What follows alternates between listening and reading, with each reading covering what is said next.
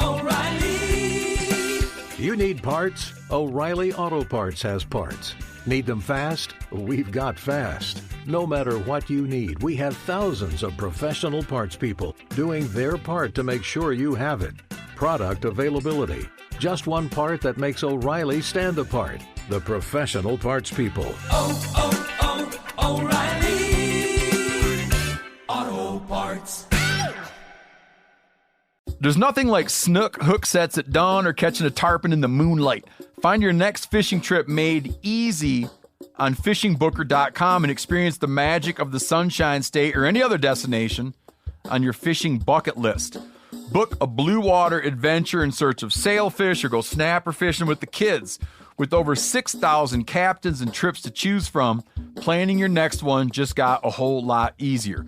Download the Fishing Booker app on the Google Play or App Store, or visit them online at fishingbooker.com to book your trip today. You ever get that feeling the walls closing in, the concrete jungle suffocating you? You crave some wide open spaces, the chance to connect with nature, maybe in a spot all your own. Well, head over to land.com. They've got ranches, forests, mountains, streams, you name it. Search by acreage. You can search by location. You can search by the kind of hunting and fishing you're dreaming of. Land.com. It is where the adventure begins. Hey, everybody. Welcome to another episode of The Hunting Collective. I'm Ben O'Brien. Today, I am joined by Hunter, Jordan, Mark, the crew. Hello again. Back 40. Hello. Howdy. You're going to hear a lot of things coming up. A lot of things about the Back 40, a lot of things about how we feel about it, a lot of things about Michigan, a lot of things about Mark Kenyon, good and bad. But before we get to any of that, we're also joined by Phil the engineer. We have a Not So Sharp Moments. We have the first ever Dr. Phil segment from our boy Phil.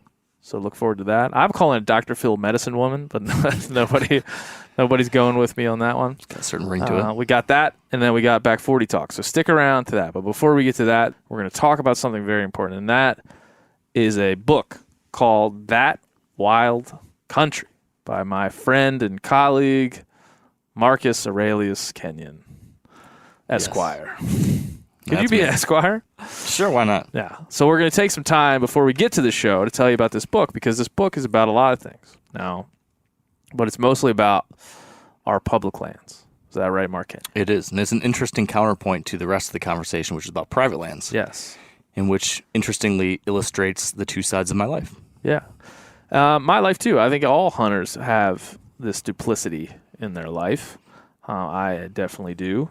And people can buy, before we get to what's inside the book, people can buy it where? Well, it is going to be available most anywhere eventually. On December 1st, it will be available most anywhere you can buy books. Between November 1st and December 1st, I'm not sure when this is coming out, but between November 1 and December 1, it's only available on Amazon. Oh, so go to Amazon. It's part of Amazon's first read program. Yeah. Somebody told me. Special promotional program where they release a book a month early. Yeah, and that's a very prestigious honor for Mr. Mark Kenyon in That Wild Country to be included in Amazon First Reads. Amazon, if you don't know, is big as shit, and they sell lots of things. So go shopping at Whole Foods and go buy Mark's book. Inside the book, you did basically a field study and a study in and of itself of the history of public lands, your feelings about public lands. Give us a couple of quotes or a couple of feelings that are in the pages of your book. Well, I think at a high level, how this all came about is, back in 2014, 15, 16, everything around the land transfer movement was starting to pick up steam within the hunting community. We were really starting to hear about it. Folks like Randy Newberg and Steve Ranella and backcountry hunters and anglers and Field and Stream and Outdoor Life, all these different media outlets were starting to toot the horn of, hey, this is a thing that's picking up steam. There's a lot of people that are advocating that we should be transferring our federal public lands to states, and that's not a good idea. And I had for, some portion of, growing up, I'd experienced some public land. I lived in Michigan, but we went and visited some national parks. We did a lot of state parks, that kind of thing.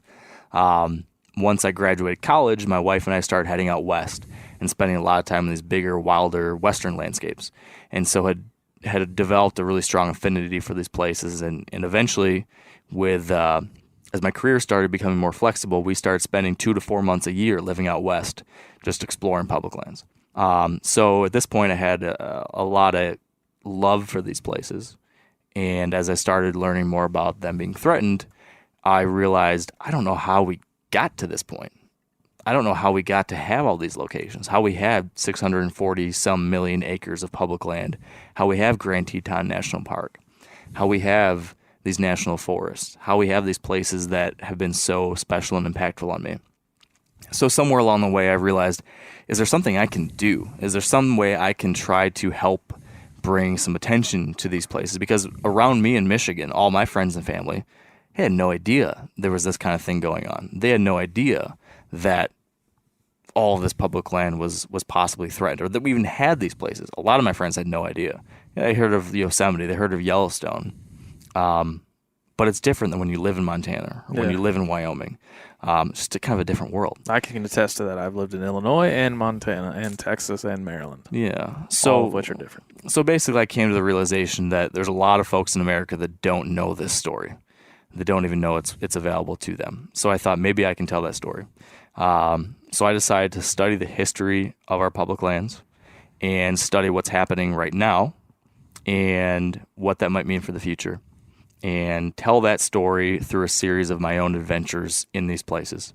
So over the course of a couple of years, I spent months living out on public lands, camped out in my camper, backpacking, pack rafting, hunting, fly fishing, climbing, all sorts of different things, canoeing, trying to experience these places, understand what's at risk, what's up for grabs here, and overlay that with the lessons I learned along the way as I researched and studied and read and talked to people about how we got to this point. Yeah. And that's what wild country is. Well, every writer wants to pen a book.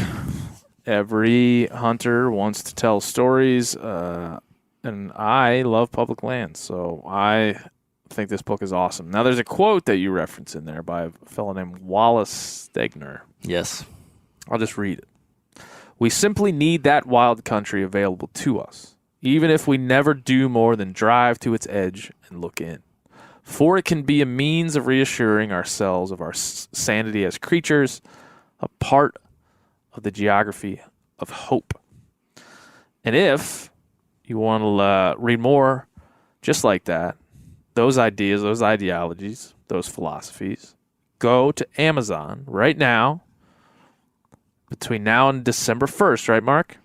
Yeah, that's the one place to get it between now and December 1st. And you go and pick up that wild country. It is not so much money for the amount of perspective. So go and do it. Thank you, Mark Kenyon. Thank you, Ben. Now, this episode of The Hunting Collective. Enjoy.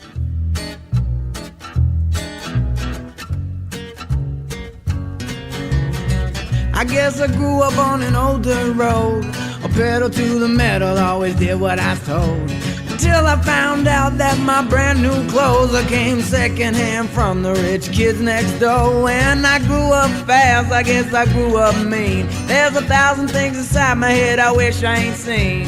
And now I just wander through a real bad dream, or feeling like I'm coming apart at the seams. But thank you, Jack Daniels, number 7. Hey, everybody. Welcome. Episode 87. I'm here with Phil, the engineer. I am here in Bozeman, Montana for another week of The Hunting Collective. So this week's all about you. Well, it's not all about you.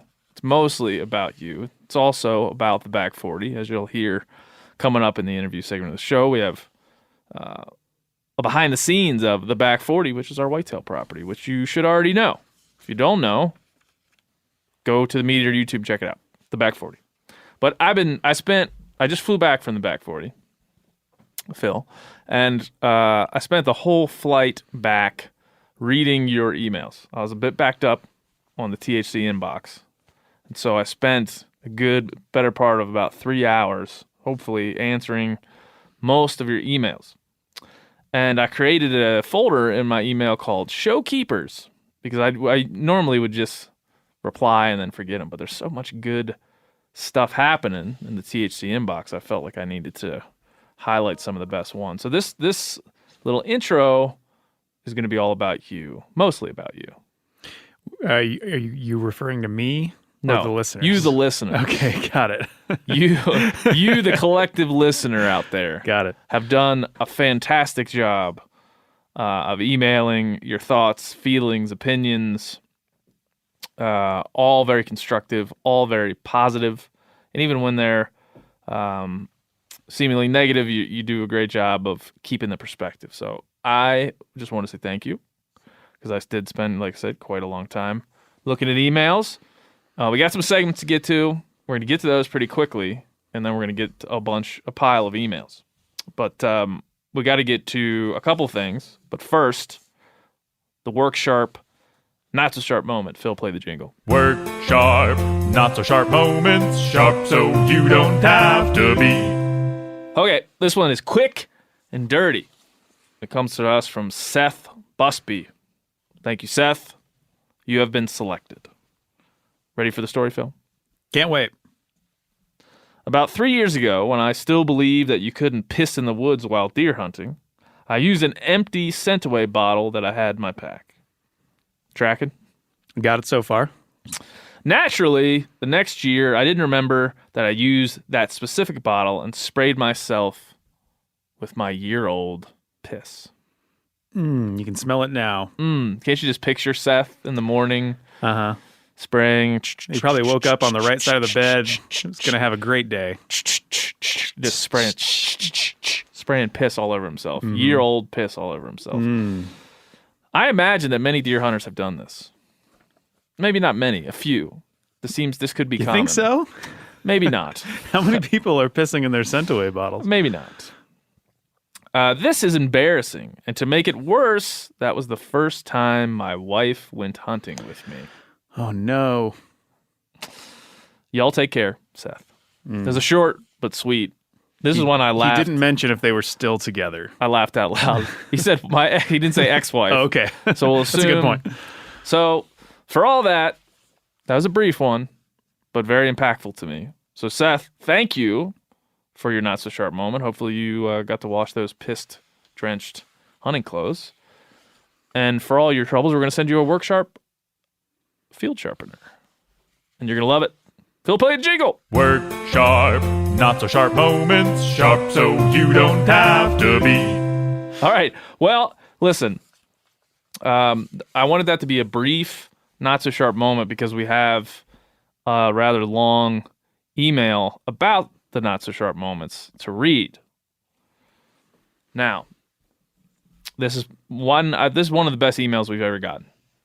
This is one of the most clever emails I've ever read. And so, Andrew Lennertz is going to get a THC hat. We're going to send him a hat. All right.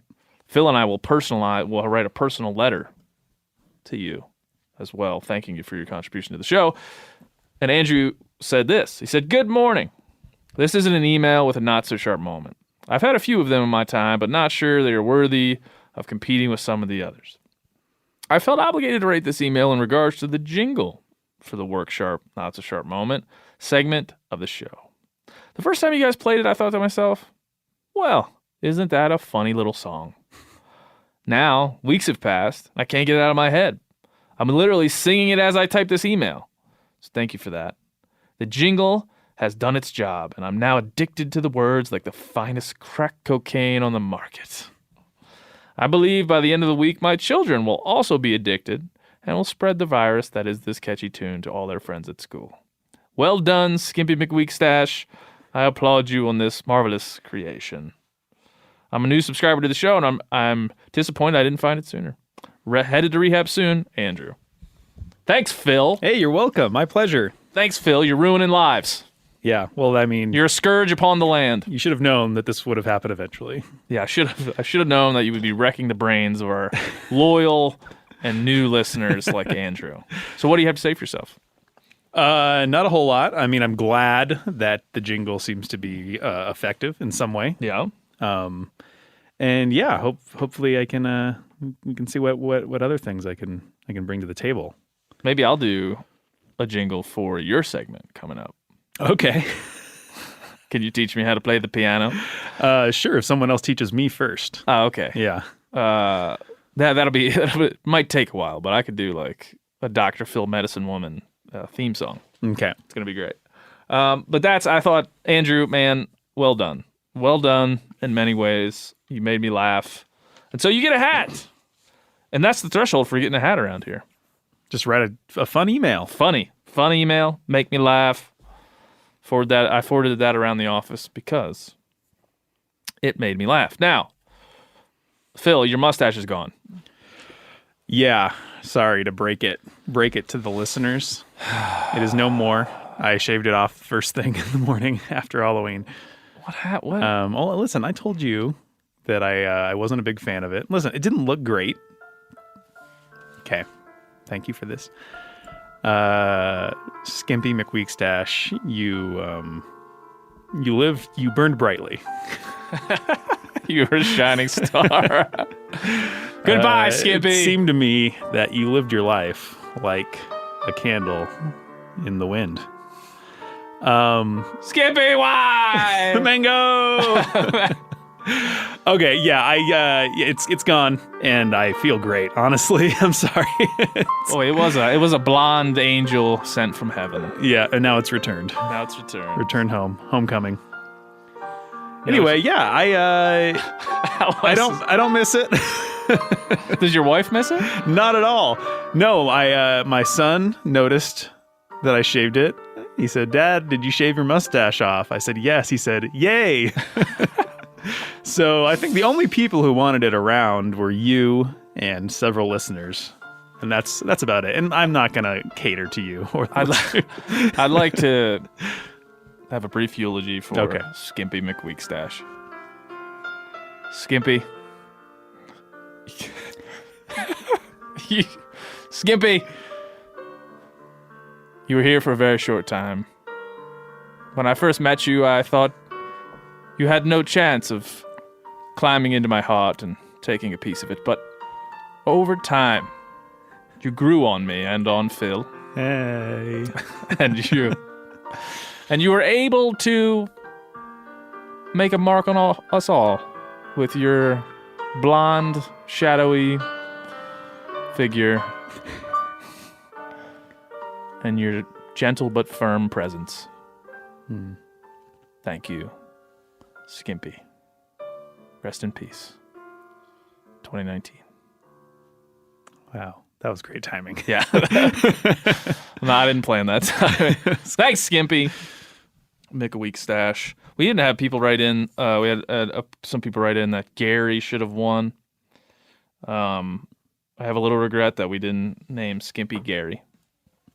In fact, well, I think Gary was a close second. It was a seriously close second. Yep. Bryant Lumen wrote in. I butcher people's names, I feel. Luhman. Would that be Lumen? L-A-U? Lumen? Lauman? Did you say L-A-U? L-U-H. Oh, L-U-H. I probably said the wrong Lumen. Lumen? Lumen? Lumen, maybe. Lumen. He wrote in that his dad's name was Gary. His dad's... Here's Gary, Phil. And he had an awesome mustache. And unfortunately, his dad passed away. And you know what? I will say this. There's some health issues going on in my family. When I read Brian's email, I was like, man, my dad helped me get going. My dad's not sick. He's fine. But that kind of hit me a little bit. That his dad's name was Gary. His dad had a kick-ass mustache. His dad taught him to hunt. He's now a biologist and a land steward. UW-Madison. So it's a great story. But I think it's probably good that Gary wasn't remembered in the form of my mustache. That's true. I think he probably deserved something a little bit and more robust. Yeah, he had 3 sons, taught them all how to hunt. So the emotions, while I read all your emails, the emotions went up, they went down, they went all over the place. That was Brian's email, was another person that struck me. It's just a cool story, and it's funny how we make jokes about mustaches, and somehow that can become weirdly meaningful. And we got a lot of more stuff to get to, but before we get to that, Phil, I promised you something. Yes. I made you a promise, and I keep my promises, Phil. I keep them. The promise that I made you was that you could have a segment on the show, and that we would call that segment Dr. Phil. Did you write any music? Not music, but a little intro sound Oh, okay. right here. Go for it. Dr. Phil, this person needs surgery now. Don't worry, I'm on it. My work here is done. All right. Phil, what have you prepared for us today? I don't know anything about what's coming. I'm ceding my hosting duties to you for the moment. Take it away, Phil. Okay, well, listen, I didn't want to overthink this. I tried to think about what I could bring to the table, and I didn't come up with a lot. But Sounds promising already. one of the favorite things that you have done on the show since I've been here were the top 5 lists. Oh. With Sam Soholt and I remember. Maggie Smith, Yeah, I remember. Spencer Newharth, Yep, I remember. and not me, because Yeah. you cut me out of the voting. Didn't do that. You got honorable mention on Nope. all of the votes. So anyway, as a sort of way to get my revenge, this is revenge is a strong word. I can see you like in your room toiling, waiting for your revenge. I've decided that this segment is going to be Dr. Phil, medicine woman, Phil's picks. Phil's picks. Play the jingle.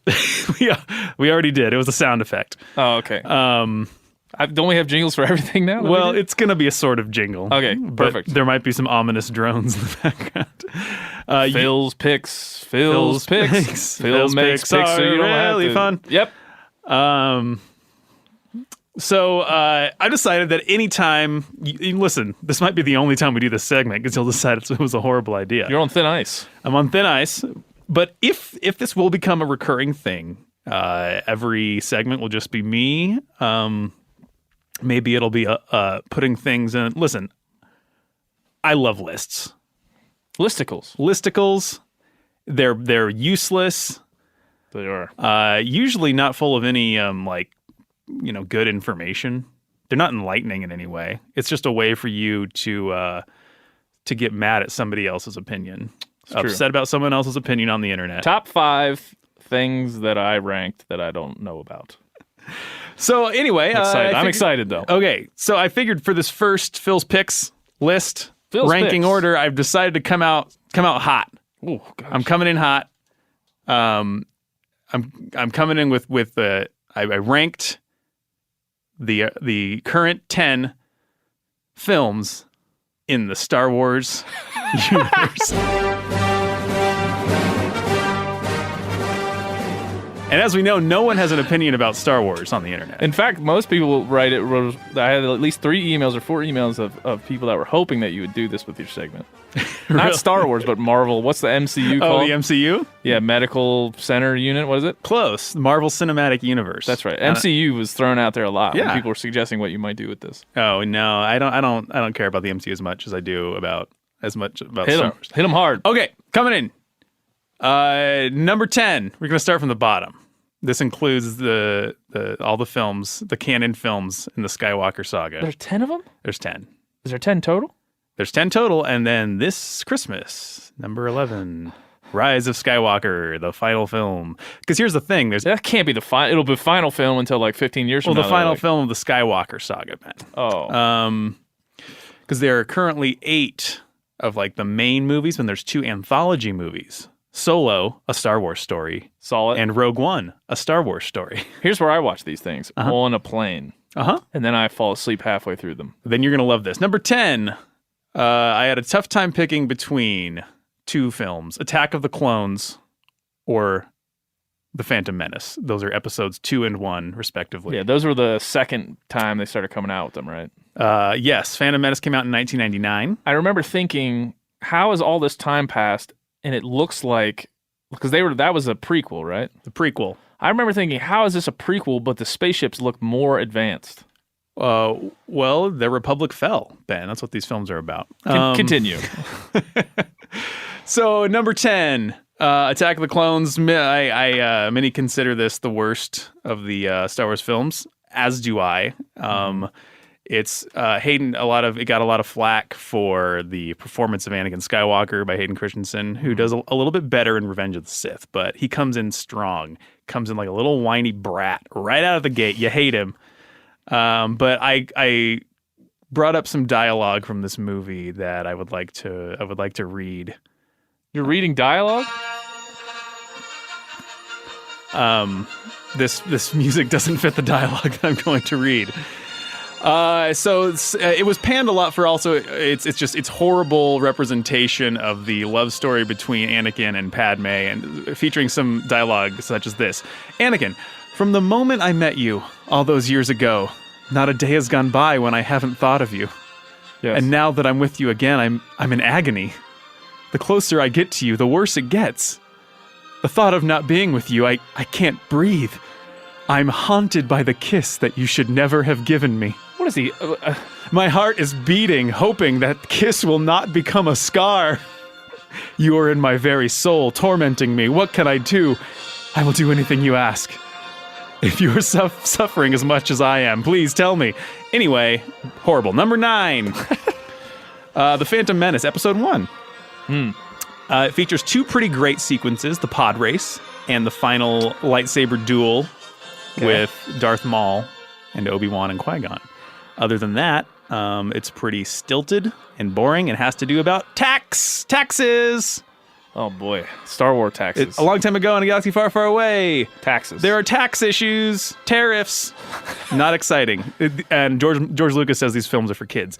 Number 8. Kids like taxes. Yeah. Revenge of the Sith. It's episode 3. Oh man, that's what the dude had the double-sided lightsaber. That was Phantom Menace, episode 1. What's that guy's name? Darth Maul. He got cut in half, somehow survived. That's fine. It's Revenge of the Sith. Anakin becomes Darth Vader. Everything goes to shit. The Jedi are all executed except for Yoda and Obi-Wan. It's okay. It has its moments, but overall, it's still poorly written and directed. My take, are you going to play this the entire time? I'm planning on it. Okay. My take is that this up. The actual... Listen, do you want me to have the second or not? Should have given you a time limit. Listen, we haven't even been going for 20 minutes. Okay. The actual story of the prequels is good. Okay. Do you have Chancellor Palpatine working in the shadows as Darth Sidious? Nobody knows that the Sith are rising, and he's kind of pulling the strings. When does Samuel L. Jackson come in? In the Senate. He gets killed in this movie. He does? He does. He gets his arms chopped off What's his and thrown out character? of a building. Mace Windu. He gets arms chopped off and then thrown out of a building? Yep. That seems a little excessive. It is very. You could just throw him right out of the building with his arms attached. Yeah, well, he was holding a lightsaber with one of those arms, so just kind of disarming him. Okay, number 7. Anyway, the story of the prequels is good. They are just poorly executed. Number 7, Solo, a Star Wars story. This is the Han Solo origin film that came out a year or 2 ago. Yeah, recently. I saw it in theaters, was not very impressed. Watched it again the other night. Better than I rememred. It's fun. People hated it. Got Donald Glover as Lando. Donald Glover. He's fun. Woody Harrelson plays a gangster. It's good. It's better than you think it is. Number 6, Force Awakens. This was the first sequel movie that came out a few years ago. This is the first one with Daisy Ridley as Rey, Adam Driver as Kylo Ren, Harrison Ford and Carrie Fisher returning. Old Harrison Ford. Old Harrison Ford. He dies in this one. He is murdered by his son. It was a blast after the prequels because it just kind of was a nostalgia hit. But it just retread everything. There was another Death Star, pretty much. Another random kid on a sand planet who gets the Force powers. Everybody gets cut up by their father or son. Yeah, see, there's too much family stuff. Too much. We got enough family issues. It's fun, but it doesn't do anything new. It's just kind of like, you liked Star Wars, here's more of it. But it's okay. Number 5, Return of the Jedi. This is the episode 6, the final of the original 3 films. Yes. Where Darth Vader fulfills the prophecy and brings balance to the Force by murdering the Emperor. Which one's the one with the Ewoks? That's this one. This one? Yeah. Dude, I love the Ewoks. The killer teddy bears from the forest. Dude, they're great. They're fun. A lot of people hate on them. They're great. I love them. Again, they live in little these movies are for children. Yeah. Number 4, The Last Jedi. This might be a hot take. A lot of people thought this is the most recent film that came out. Oh, yeah. Everyone said that. They ruined Star Wars but listen, they were trying new things. And I think that because Luke Skywalker has turned his back on the Jedi, and for good reason. He's living on an island. He's living on an island by himself. With like some weird creatures. Yep, caretakers. This film brought in a lot of new ideas that had never been talked about in Star Wars before. Like maybe the Jedi aren't that good because they like the whole prequel films are about how they just sat on their ass while the Sith like rose to power. The Jedi had no idea, and Luke mentions that in this movie. It's like the Jedi actually kind of suck. Yeah, he doesn't want it. He's switching teams. Good point, Luke. Laura Dern is good, but she's kind of out of place in this movie. So is Benicio del Toro.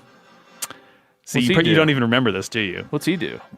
He's kind of like a smuggler, code breaker. Oh. I don't know. He ends up betraying people. Anyway, Last Jedi. Overall, it's good, but the Luke Kylo Rey stuff is great. The best stuff Star Wars has ever done. Number 3, Rogue One. Whoa, Rogue One. This What's is the other anthology movie. This takes place literally minutes before A New Hope, the first Star Wars movie. It's about taking the plans for the Death Star and getting them to Princess Leia so she can bring them to the rebellion. Did you see this film? No. Okay, it's very good. It explores the more kind of like scummy, weird, underground Star Wars universe. It's great. There's a really cool sequence with Darth Vader at the end that is just, it gives me chills every time. But it's kind of cool because it takes place literally minutes before the first film starts. And spoiler alert, everyone dies, which is kind of fun. All the main characters. Jeez, man. They get blown up. It's like Game of Thrones. I'm like, why did more people die? Going into it, they're all going to die because they're not in any of the other movies. And it's just, they're toast. But they sacrifice themselves for the greater good. Number 2, A New Hope, the first Star Wars movie. It's just great. It holds up. It's all Star Wars, A New Hope. It's all told from the perspective of these 2 weird droids. And it's just, it's the hero's journey. It's Harrison the Joseph Campbell. It's good and evil. It's just fun. It's a blast. Harrison Ford brings a lot of needed like swagger and coolness to this really weird, dumb universe that kind of set the tone for the rest of the movies. Number 1, Empire Strikes Back. Oh, of course. It's great. It's great. It's cliche, but everything about it is perfect. Harrison Ford is somehow even cooler in this movie than the first one. The classic I Am Your Father. It's just it's really well shot. Cinematography is beautiful. Mark Hamill, Carrie Holds up. Fisher, Billy D. Williams. Yep. Anyway, that is the official THC canon list of Star Wars ranking. Of all the things I've done to you, this is like your dream to have you want to have like a Star Wars podcast. So how long did that go? That went for about 10 minutes. I could have easily. I mean, I was rushing. You rushed through it. I could have gone into way better, more detail. For those of you that are still with us, welcome back to the Honey Collective. That was Dr. Phil's Medicine Woman's top 10 list. Write in with your thoughts about that. Listen, I could change my mind about this in 5 minutes, but also it's canon and it's irrefutable. So don't try to refute it. Don't refute Phil's top. This is the list. 10. Empire Strikes Back, number 1. If you have a different opinion, it's wrong. This is the right one. Welcome to the internet. That's how it goes here on the internet. Okay, Phil, you did a great job. I'm proud of you. You have lived your dream. You want to have a Star Wars podcast, don't you? Not necessarily. I just maybe like one. You want to talk about Star Wars on a podcast? That's about. Not like a multi-episode podcast. Well, thank you to everyone listening for giving Phil his dream. Phil, Mango, the whole family. Thanks you.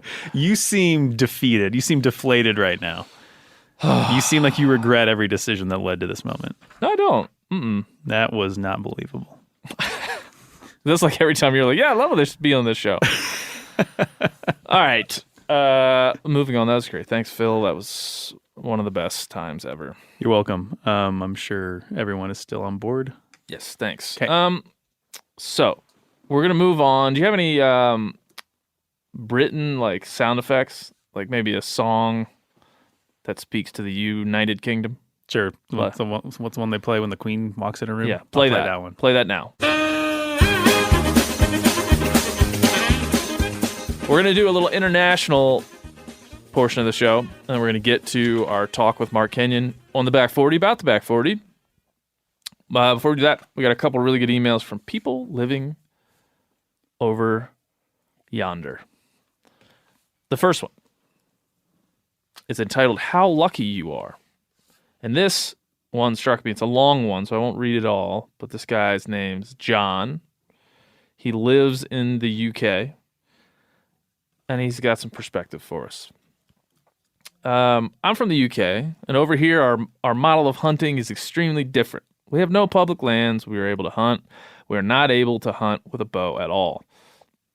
Almost everything land-wise is private and requires people to pay the odds just for the experience of a rifle hunt at the very least. We are a nation that has almost but forgotten our rich hunting heritage, and there are absolutely no predators to keep the spiraling deer populations in check other than us. The issue is always finding permission to use any of the private land to hunt on.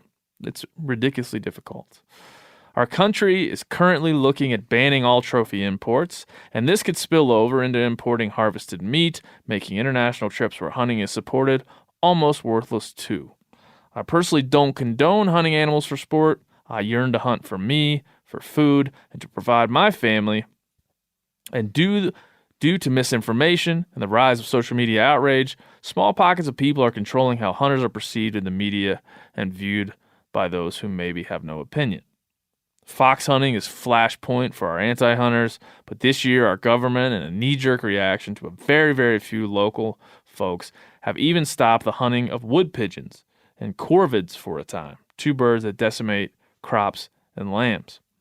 We can fish, but unless you're on the coast or in the mountains of Scotland, it's probably best you don't eat them due to the very bad river pollution. We can hunt ducks, pheasants, and goose, along with other smaller wild game, again, if you can get the seemingly unattainable permission. If you do manage to hunt these game birds, there are animal rights groups that actively head out to sabotage your day and stop your hunts. Hunting for food is alien. Hunting for conservation is an unspoken subject, and as I've learned more about hunting, it makes me feel frustrated, restricted, and totally hollow.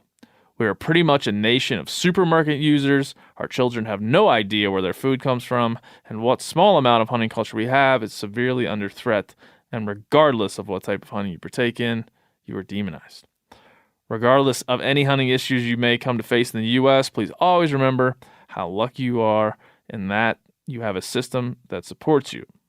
For the most part, in this solemn story, you can hunt our native deer here in the UK if you're willing to pay, of course.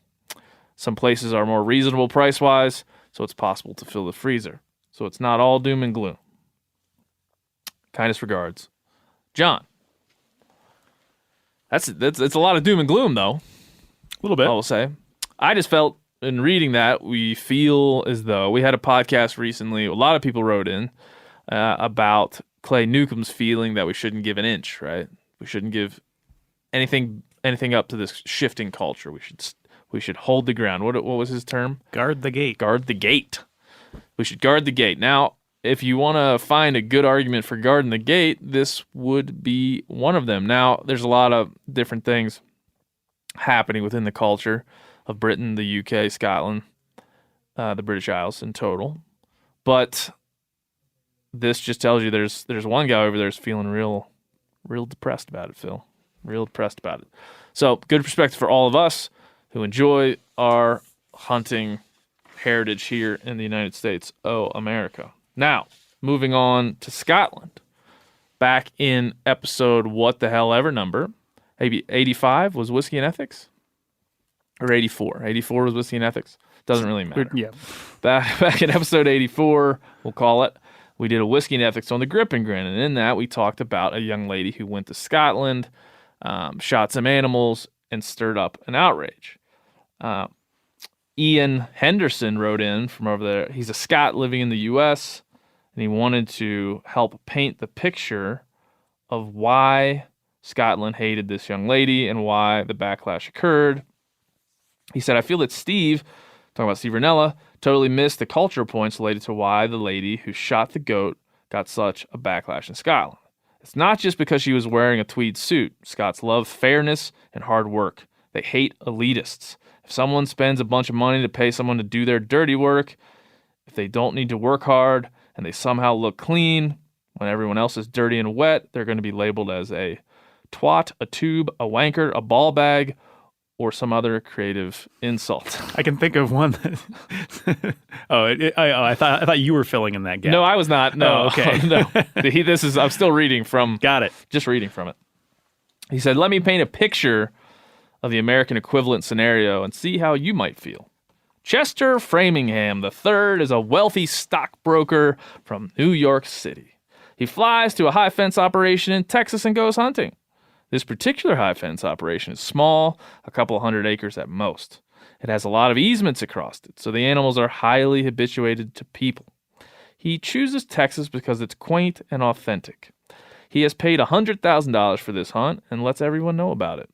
He's dressed from head to toe in Patagonia gear and various pastel shades. He uses a 400 H&H double rifle to kill a steer from 25 yards.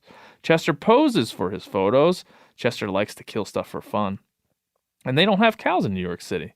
Chester is sparkling clean despite there being a tornado and driving rain. Everyone nearby is cold, wet, and windblown, but Chester III and his people keep him out of the elements, so he looks perfect for the photo.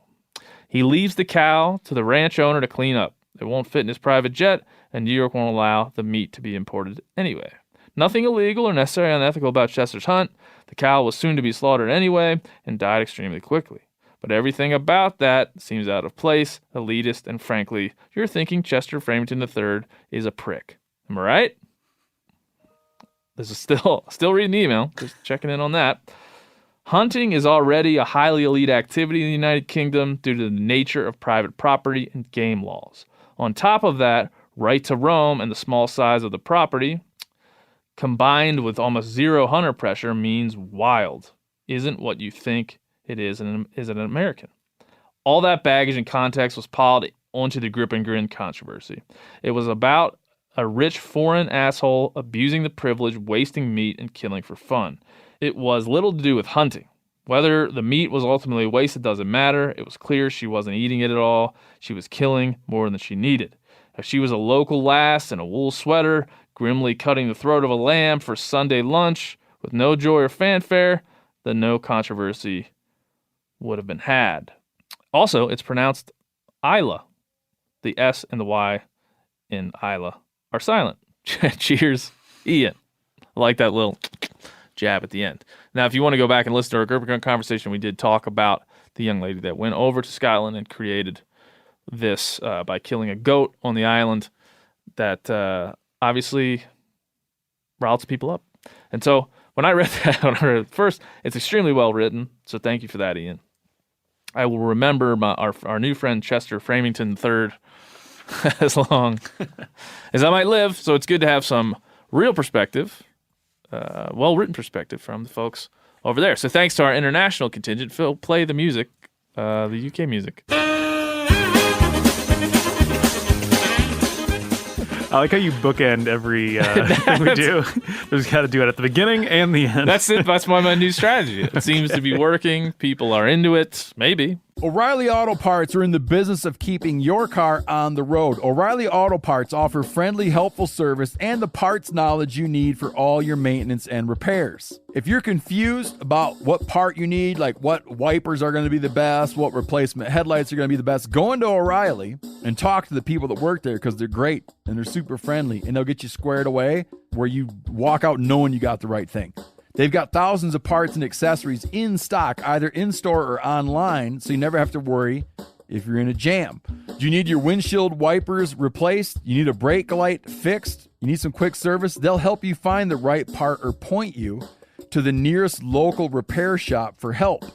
The professional parts people at O'Reilly Auto Parts are your one-stop shop for all things auto do-it-yourself, and you can find what you need in-store or online. Stop by O'Reilly Auto Parts today or visit us at O'ReillyAuto.com/MeatEater. That's O'ReillyAuto.com/MeatEater. There's nothing like snook hook sets at dawn or catching a tarpon in the moonlight. Find your next fishing trip made easy on fishingbooker.com and experience the magic of the Sunshine State or any other destination on your fishing bucket list. Book a blue water adventure in search of sailfish or go snapper fishing with the kids. With over 6,000 captains and trips to choose from, planning your next one just got a whole lot easier. Download the Fishing Booker app on the Google Play or App Store, or visit them online at fishingbooker.com to book your trip today. You ever get that feeling you're stuck inside staring at screens and a primal urge kicks in? You crave wide open spaces, fresh air, the chance to connect with the land. Well, maybe it's time to find your own piece of the wild, but searching for property can be a maze. That's where land.com comes in. They got millions of listings across the country, from mountain ranches to hidden fishing holes. Their search tools are like a seasoned guide helping you narrow down what you want. Land.com isn't just about buying and selling. It's about finding a place to hunt, fish, explore, or simply sit by a campfire and listen to the crickets. So head over to land.com today to turn one day into today, because trust me, there's nothing quite like the feeling of standing on your own piece of earth. So that's it. I got a lot of other emails that came in from a lot of other very smart individuals that listen to the show. So thank you. I enjoy the discourse.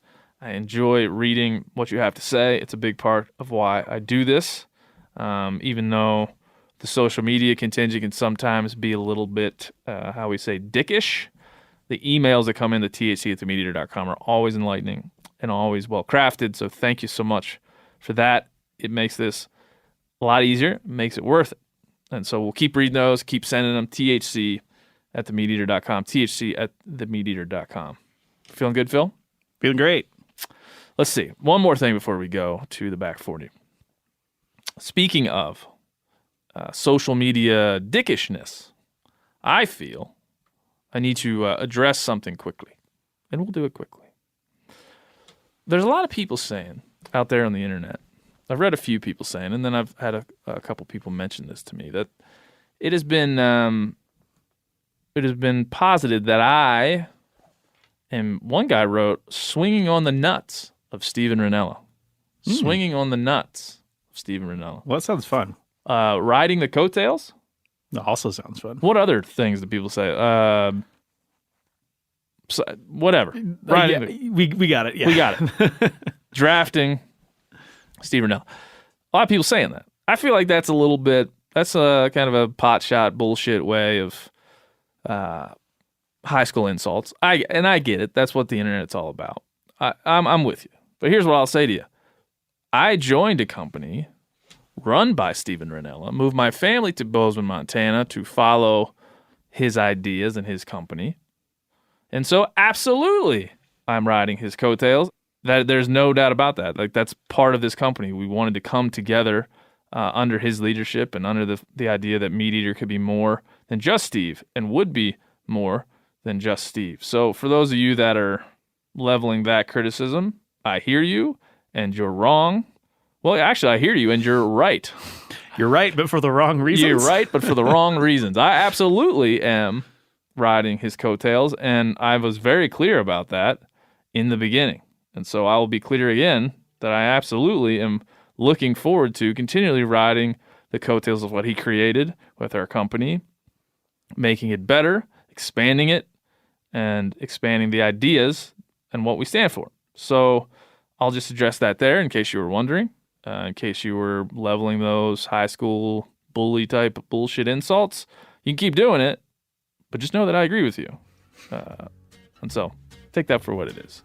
Now, we're going to the back 40. Enjoy. I guess I grew up on an older road, a pedal to the metal. Hey, we're here in Mark Kenyon's in-laws camper. Yes, sir. It's a unique environment, I find. You keep acting like this is some bizarre thing. I'm not acting like it's a bizarre thing. It's 4 dudes, 1 camper. Yeah, It's turned out to be that a YouTube bizarre. video? Yeah, I saw something it's like about that to be after this releases. 4 dudes, 1 camper. But yeah, I mean, it's fine. There's nothing wrong with it. I just find that it's nice to make light of sleeping in your in-laws camper. Thanks to Tim and Lisa. What's their last name? Bernstein. Very, very for letting you gracious of them. Borrow this Sundance camper, right? Yeah, Sundance. Camper's underselling it. It's a big fifth wheel. Yeah, It's big. I think big. I think Ben is maybe just a little jaded towards it because of his sleeping arrangement the last couple nights. Yeah, let me Could be. describe. We're here on the back 40.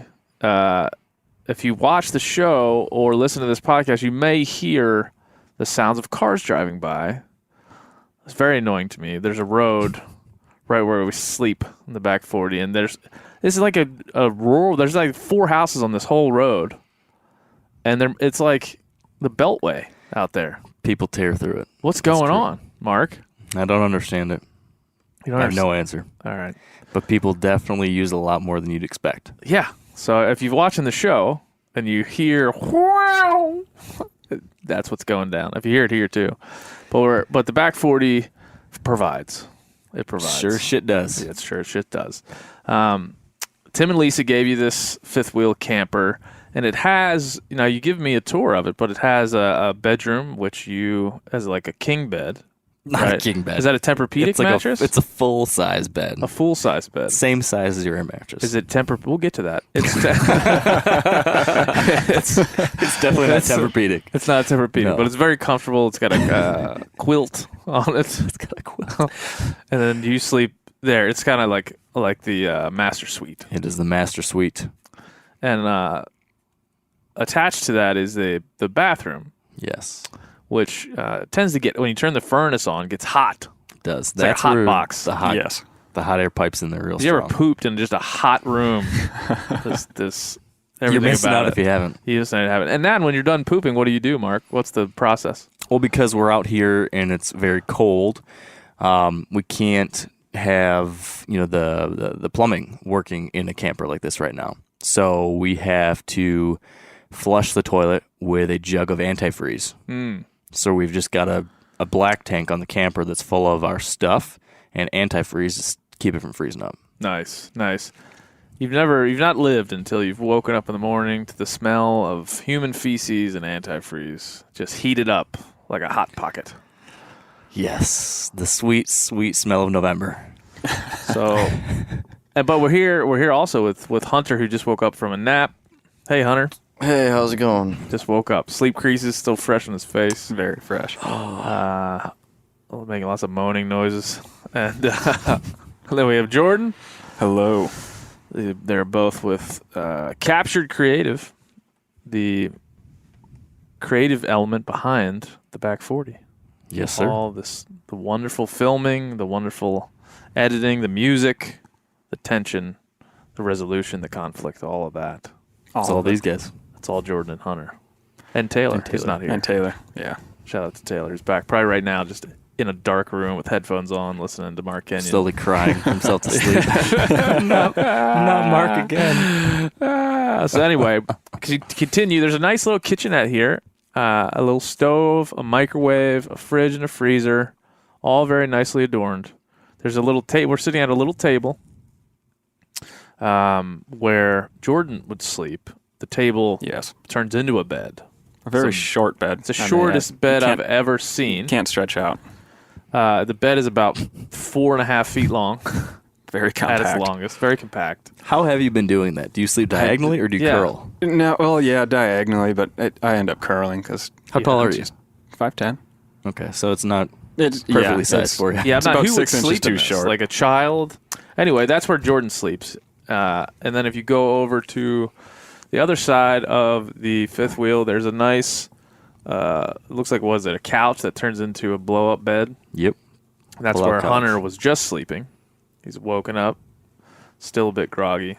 Apparently, it's pretty comfy. It's comfy, apparently. Yeah. And then that's all the beds Yes. that this comes with. But there's one extra person. That's me. Last person to show up. Last person to show up. I slept on an air mattress purchased at probably Walmart, I think it probably was. probably rural Walmart, and we'll get to that soon. I slept on it. The first night I blew it up, and I had a little sleeping bag and a couple of pillows. It was actually really comfortable. Problem is, the vent for the furnace is at basically my level when I lay down on the ground. The other problem with that is that there was a hole in the air mattress somewhere that we've yet to determine. So my wife told me that she thinks that it is user error. She said she was having this issue, and there's 2 valves, and she wasn't closing one of them. There's 2 of them. Yeah, one I to know. the other. I know it. Trust me. You sure? Trust me. I'm not sure. No, there's no way to be 100% sure. Well, But, I'm going to be sleeping on it tonight, so I'm going to fiddle with it some more. It'll and I'll probably let work how for it you, goes. I'm sure. But there is 2 valves, right? There's a main valve and then a little cap that Yeah. screws in. So I was screwing both those in and clicking them in. Still But each slow night, leak. slowly, I would go to sleep with a full air mattress, just pretty comfortable, and then warm from the furnace, like it was going to sleep in a very comfortable position. And I would wake up like I was in some kind of burrito or something of sadness with this like deflated now air mattress, and then it would be like 100 degrees on the floor. So I'd be just sweaty, and I'd be basically laying at this point on the linoleum floor of the kitchen and struggling. And this is 3 straight nights. Yeah, help me understand at what rate this is happening. So what time do you wake up in this state of affairs? Well, I'm Is so this halfway tired through the from night, I'm so or- tired from this hunting that we do that I don't really know. It would be like 3 in the morning probably. Go to bed first night I went to bed at midnight, woke up at 3, and I was completely on the floor, covered in sweat. So I was trying to you ever seen Ace Ventura where he's trying to crawl out of the rhino?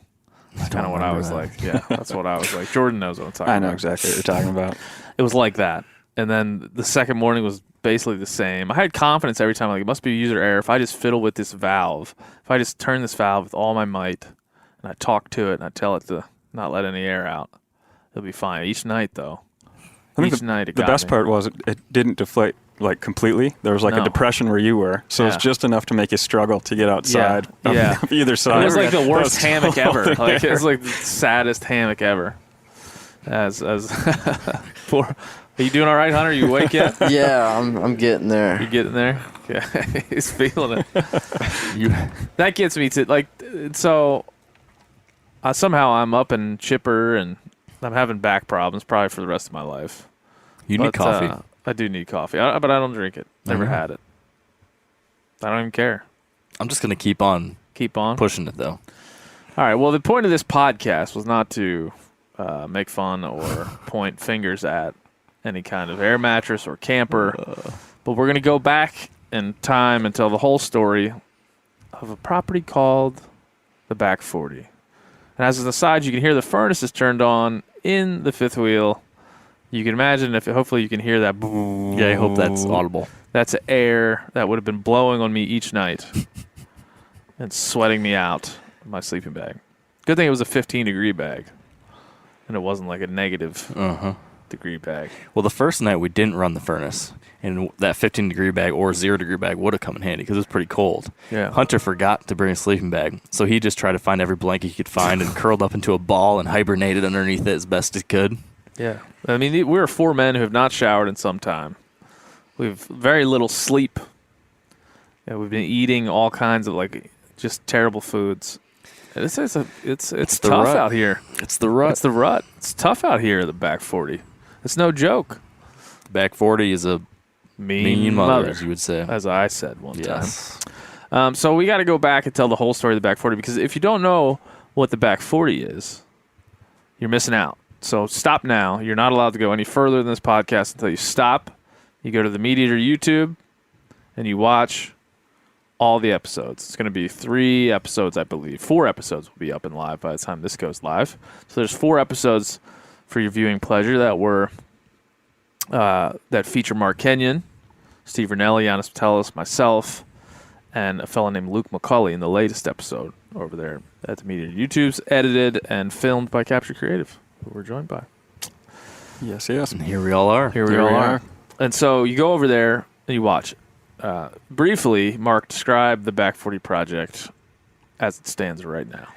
So the Back 40 is a project in which we have sought out and then purchased a small piece of land in Michigan. And our goal for that piece of property is to learn about this piece of land, learn about private land conservation, learn about how you can manage a property like that for biodiversity, for wildlife, plant life, native species, all these things, and try to figure out, can you do that, which entails a whole lot, and also manage it for and enjoy great hunting. There's a whole lot of folks out there that talk about how to find a property or how to hunt a property, but there's a whole lot less that dive into trying to balance those two things. Yeah. And what you can learn along the way. So that's what we're trying to do. So that's the Back 40. It's a big project for Meat Eater. Who ever thought a company that you work for would buy a property for you to manage? Mark Kenyon. Did you ever believe it to be true? No, I would have never guessed it, imagined it ahead of time. But it was an exciting thing. Big undertaking, exciting opportunity, fun challenge, stressful challenge. Scary. Times. Fearful. Yeah, when I get a phone call from Ben at 11 o'clock at night or something, like, oh, no. What has happened now? What has gone wrong?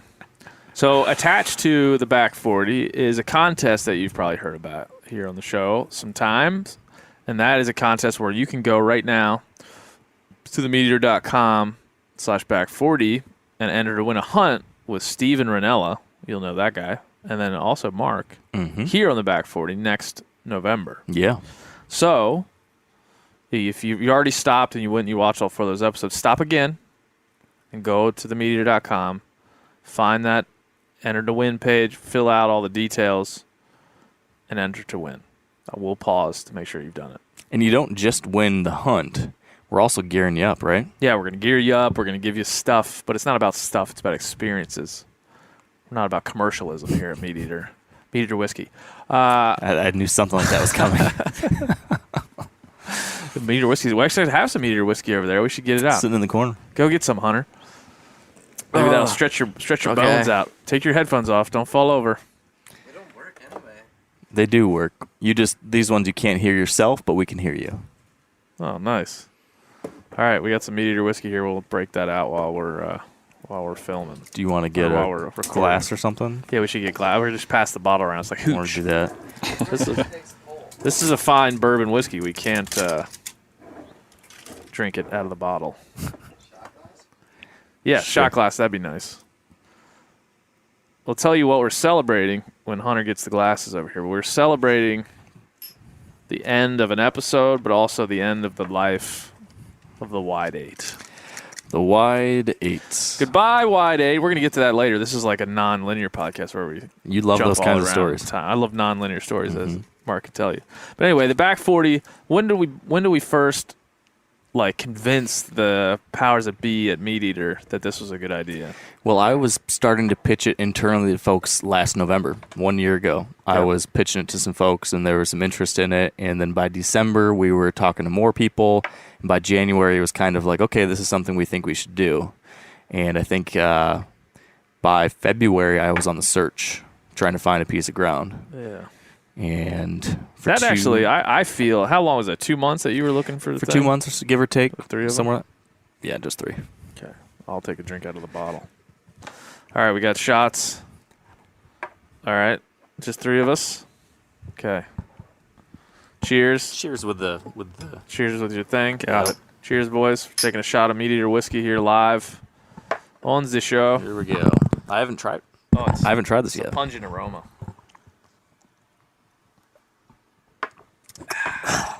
It stings. Yeah. Stings the All right. nostrils. I think it's got bits of real elk inside. Oh, man. This is Yep. that'll do it. 40% alcohol by volume. Get you up out of your nap real good, Hunter. I Right? think it's going to put me back too bad. Meat Eater straight bourbon whiskey pairs well with just about anything, but we prefer it with freshly prepared wild game There you go. or in a trailer with your friends. Either way. Either or. That'll get us going. Feeling good, Hunter? You awake now? Yeah. You're still working those sleep creases pretty good. I like it. I like what you're bringing to the table thus far. You haven't said much, but what you said is impactful. Well, you gave me like a whole 20 seconds. To prepare? Yeah. That's all right. Don't worry about it. Mark's getting his social. Gotta do my social media. That's all he's doing is social media.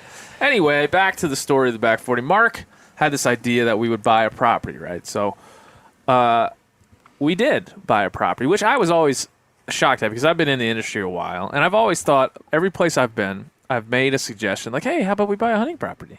And I'll help you with it, hunt it, and it'll be like ours together, corporation. And the corporation never said yes until Steven Ranella gave us the thumbs up to do this. But he had some very strict, what I would say is very strict stipulations, Mark, about doing this. Yeah, and it was a good balance. It was just good input.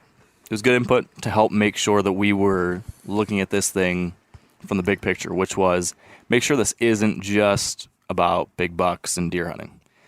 Mark, him talking about me, he knows I'm really into whitetail hunting. I get excited about chasing those big old bucks, which is great. A lot of people are interested in that, but there's also a lot more going on, and we wanted to take a unique look at this place. So how can we tell the story of a small property and hunting a small property, but also look at what else is going on out there? The birds and the bees and the small mammals and watersheds. Turkeys and all the things going on these places. How do we tell that story too? Yeah. And that was kind of the impetus for making the Back 40 what it is, which is not just another deer hunting show. Yeah, I think it behind the scenes wise, it came down to we decided to buy the property and we had purchased the property, right? You had said, I got this property, here's what it looks like, and we all talked about it, and we said, hey, we dig it.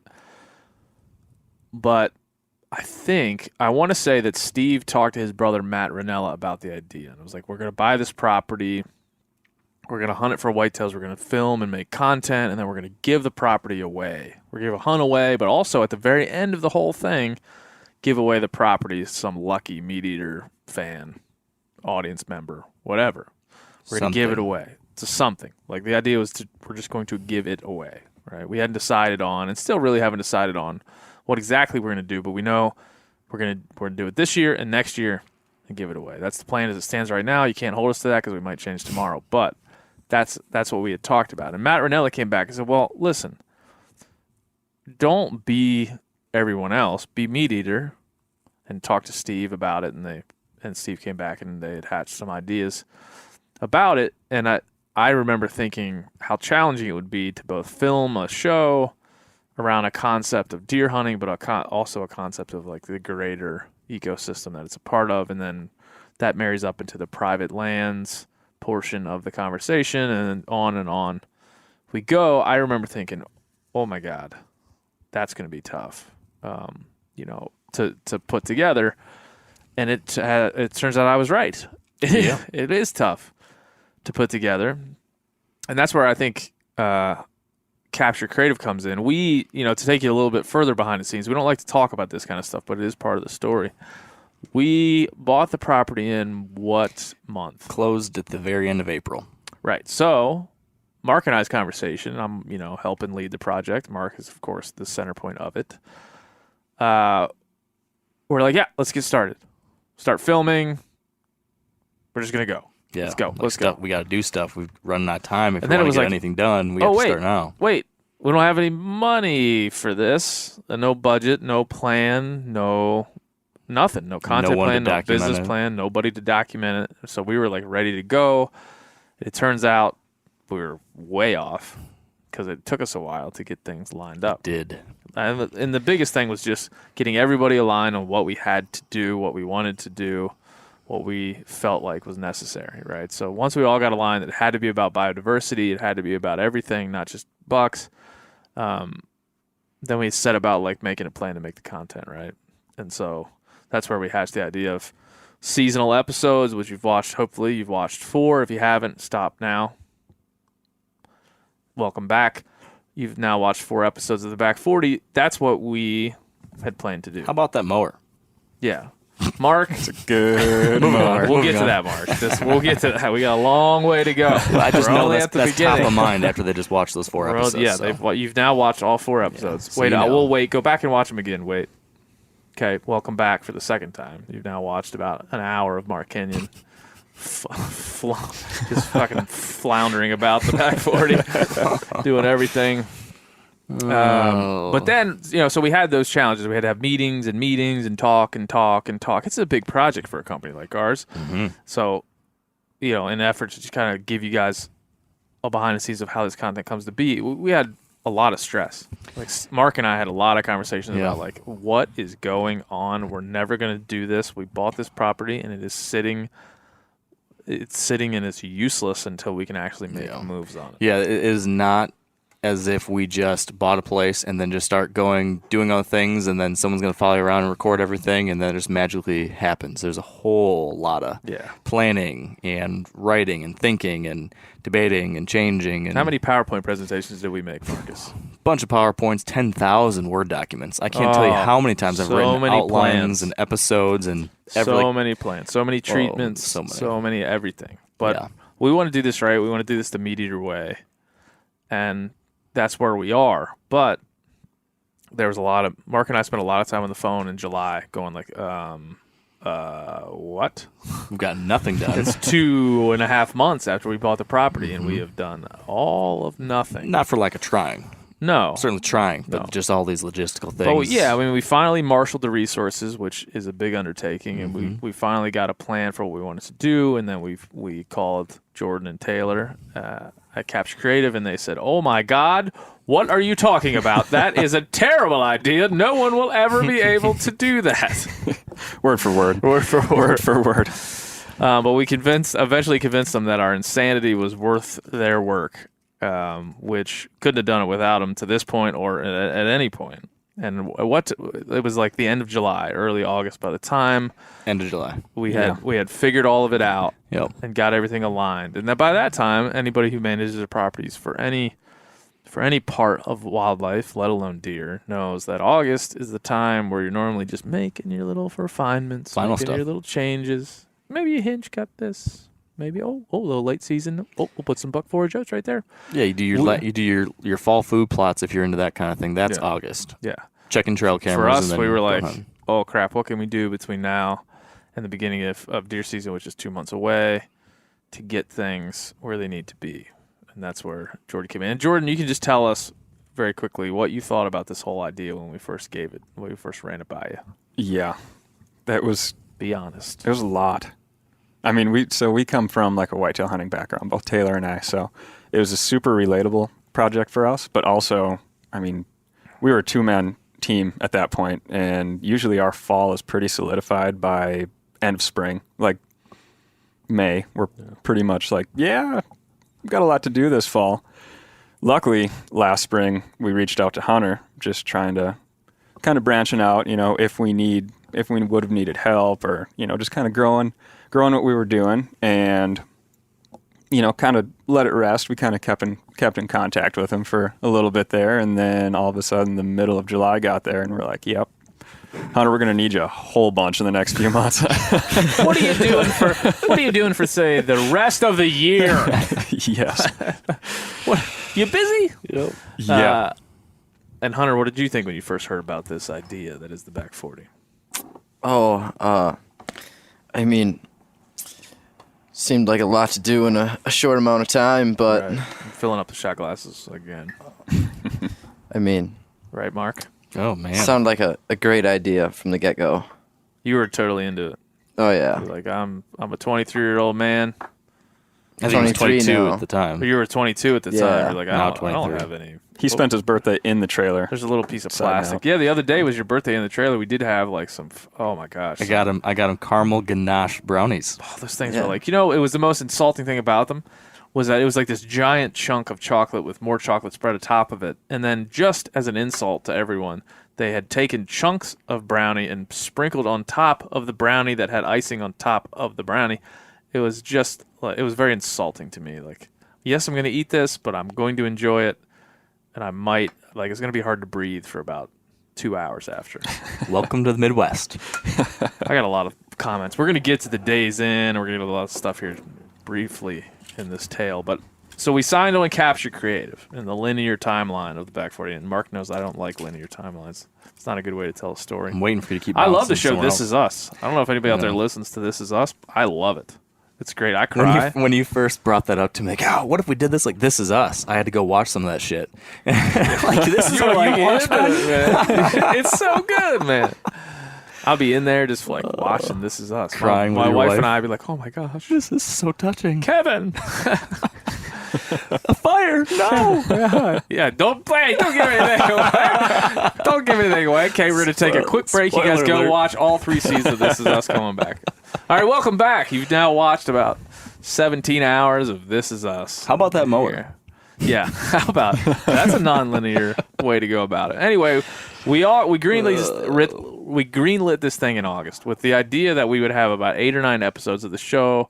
We would launch them in a kind of a semi-live, every 2 weeks fashion. Now we had about 17 different plans that were thwarted by reality, but in early August we went to work. Right, we started looking at the property, making a plan. And when I say we, I say Mark.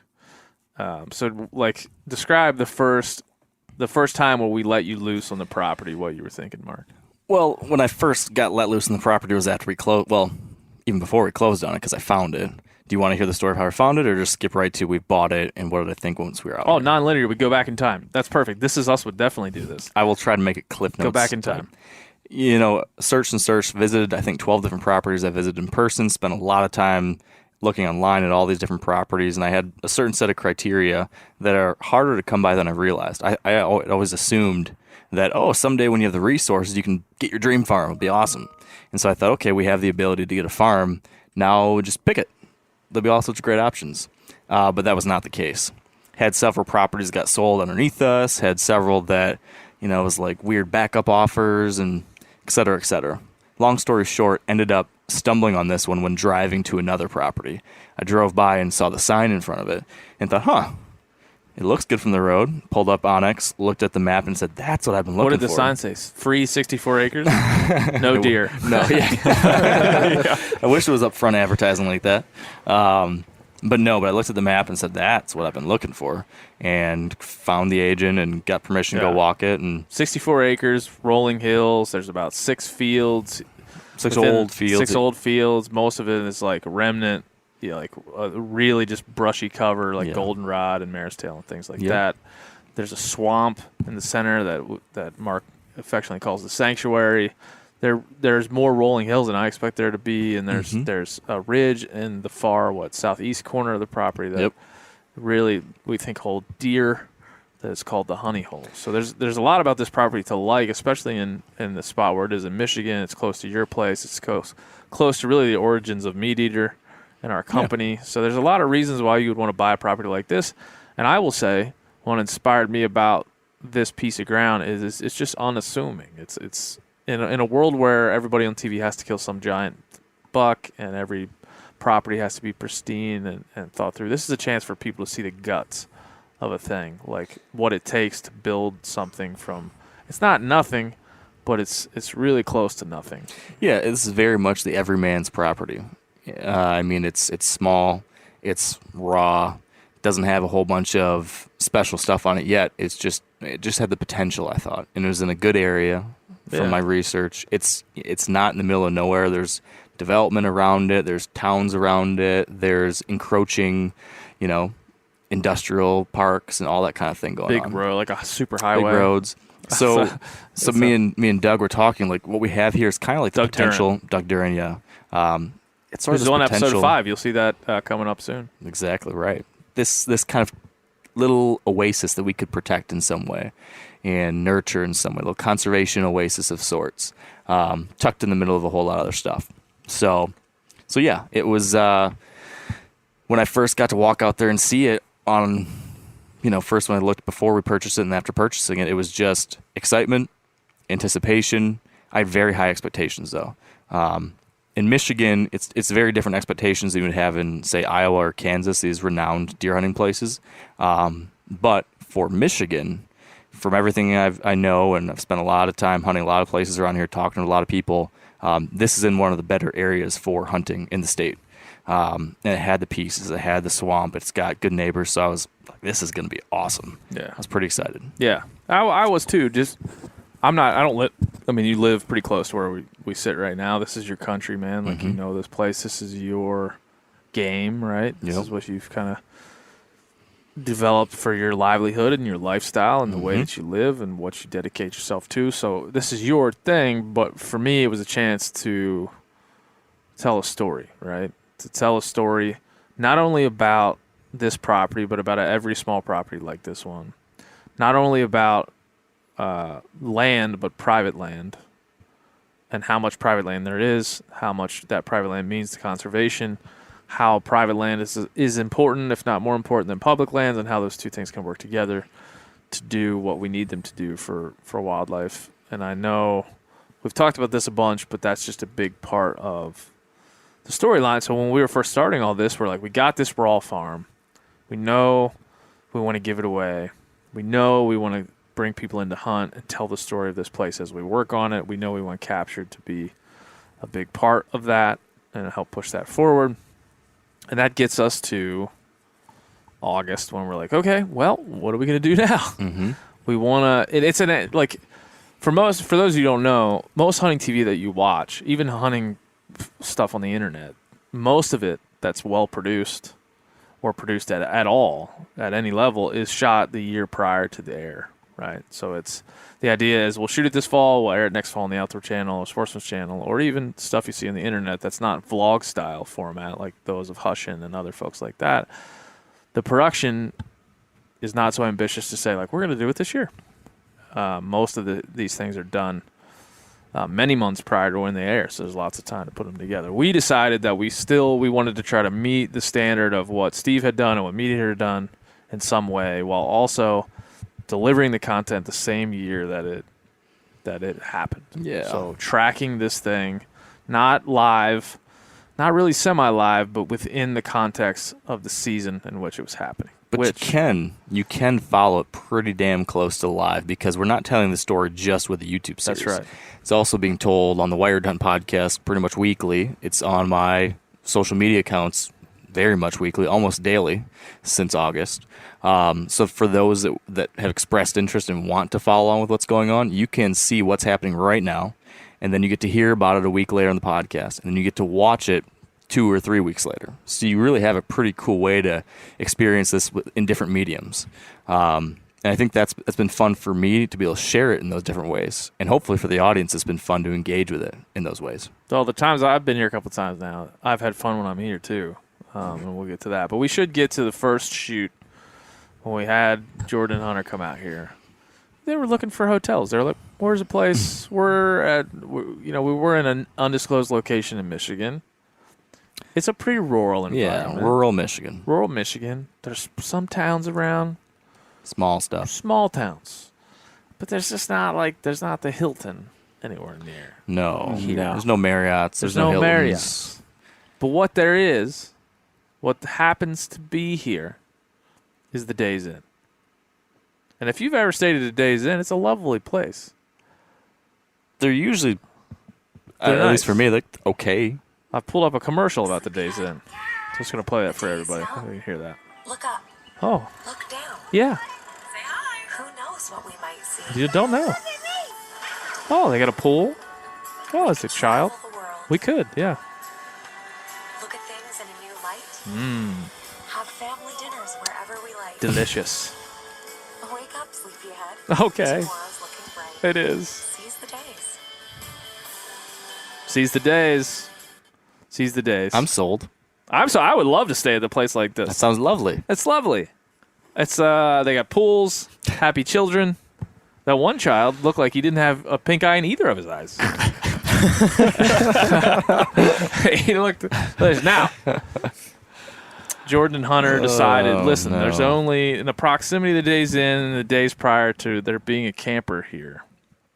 There was only a few spots to stay. Now, I luckily found a place around here close that had a little better rooms. But Jordan, Yeah. tell us a little bit about your experience at the Days Inn. Now, disclaimer, Days Inn is not a sponsor of the program.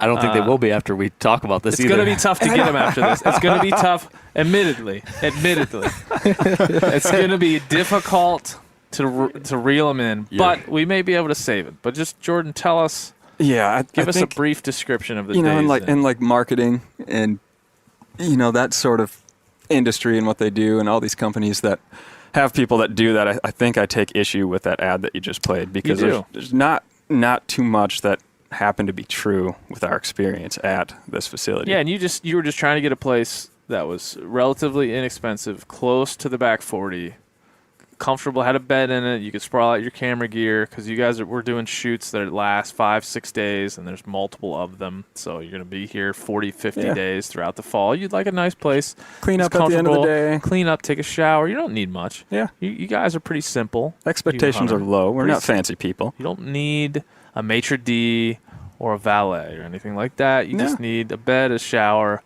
and no chance of hepatitis. There's the kicker. That's it. That's it right there. Yeah.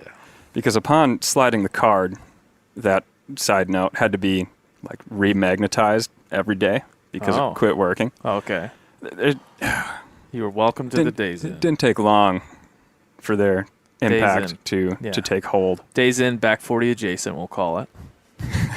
They didn't care either. Like, they didn't ask for an ID to give you a new card. They're like, oh, room 119, here you go. That's the cool part about it. You feel like getting into a new room, you could just pick a number and just go get up to the front desk, and you're going to get probably 2 keys. Yeah. Usually it was 2 keys Describe every us time. the proprietor of this Days In.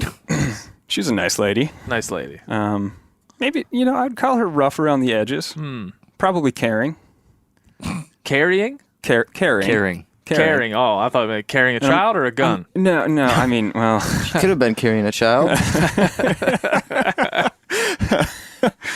And a gun. At the same time, no one would have known. So it's caring individual, nice person.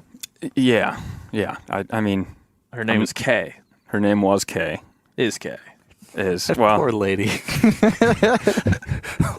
She's never. She's definitely a Hunting Collective listener. She's Listen, Kay. Is this me? No offense, Are they Kay. talking about me? There's no offense to be taken here. I don't Kay. take issue with Kay. We like Kay. Kay was nice. She gave us room keys every day without question. Every day. Now describe the rooms. What did the rooms look like at the Days In? Oh, gosh. Just imagine like a Friday night in your college dorm. Yeah. Like that. Debauchery. I'd say it's more like the Saturday morning after that Friday. that probably is. That's a good point. Is there particular? I believe you told me there was like a door that didn't work. There was various stains throughout. Yeah, I mean, if you've watched like Dateline or 2020 or whatever, those like some chalk outlines. It was perhaps filmed in this very location. Oh my. There's an instance where our door, and mind you, like we're taking all of our production equipment back in there at night, so like lots of money being locked up in this place every night, and the door lock seemed to be held on by a piece of scrap wood, keeping it closed, keeping you safe from the 1/4-inch gap between the frame of the door and the door itself, which proved to be handy because you could, if people were walking by, you could see from the shadows. Oh, which is slick. Nice. Security system. Nice. They could literally just like take one of their fingers, pop that off, and they were in. I mean, it maybe a little bit more small than a finger, but they could check in on us if they stuck their face to the door. Well, that's nice. Yeah. If they hear like distress coming from the room, they could easily get in to help you. Yeah.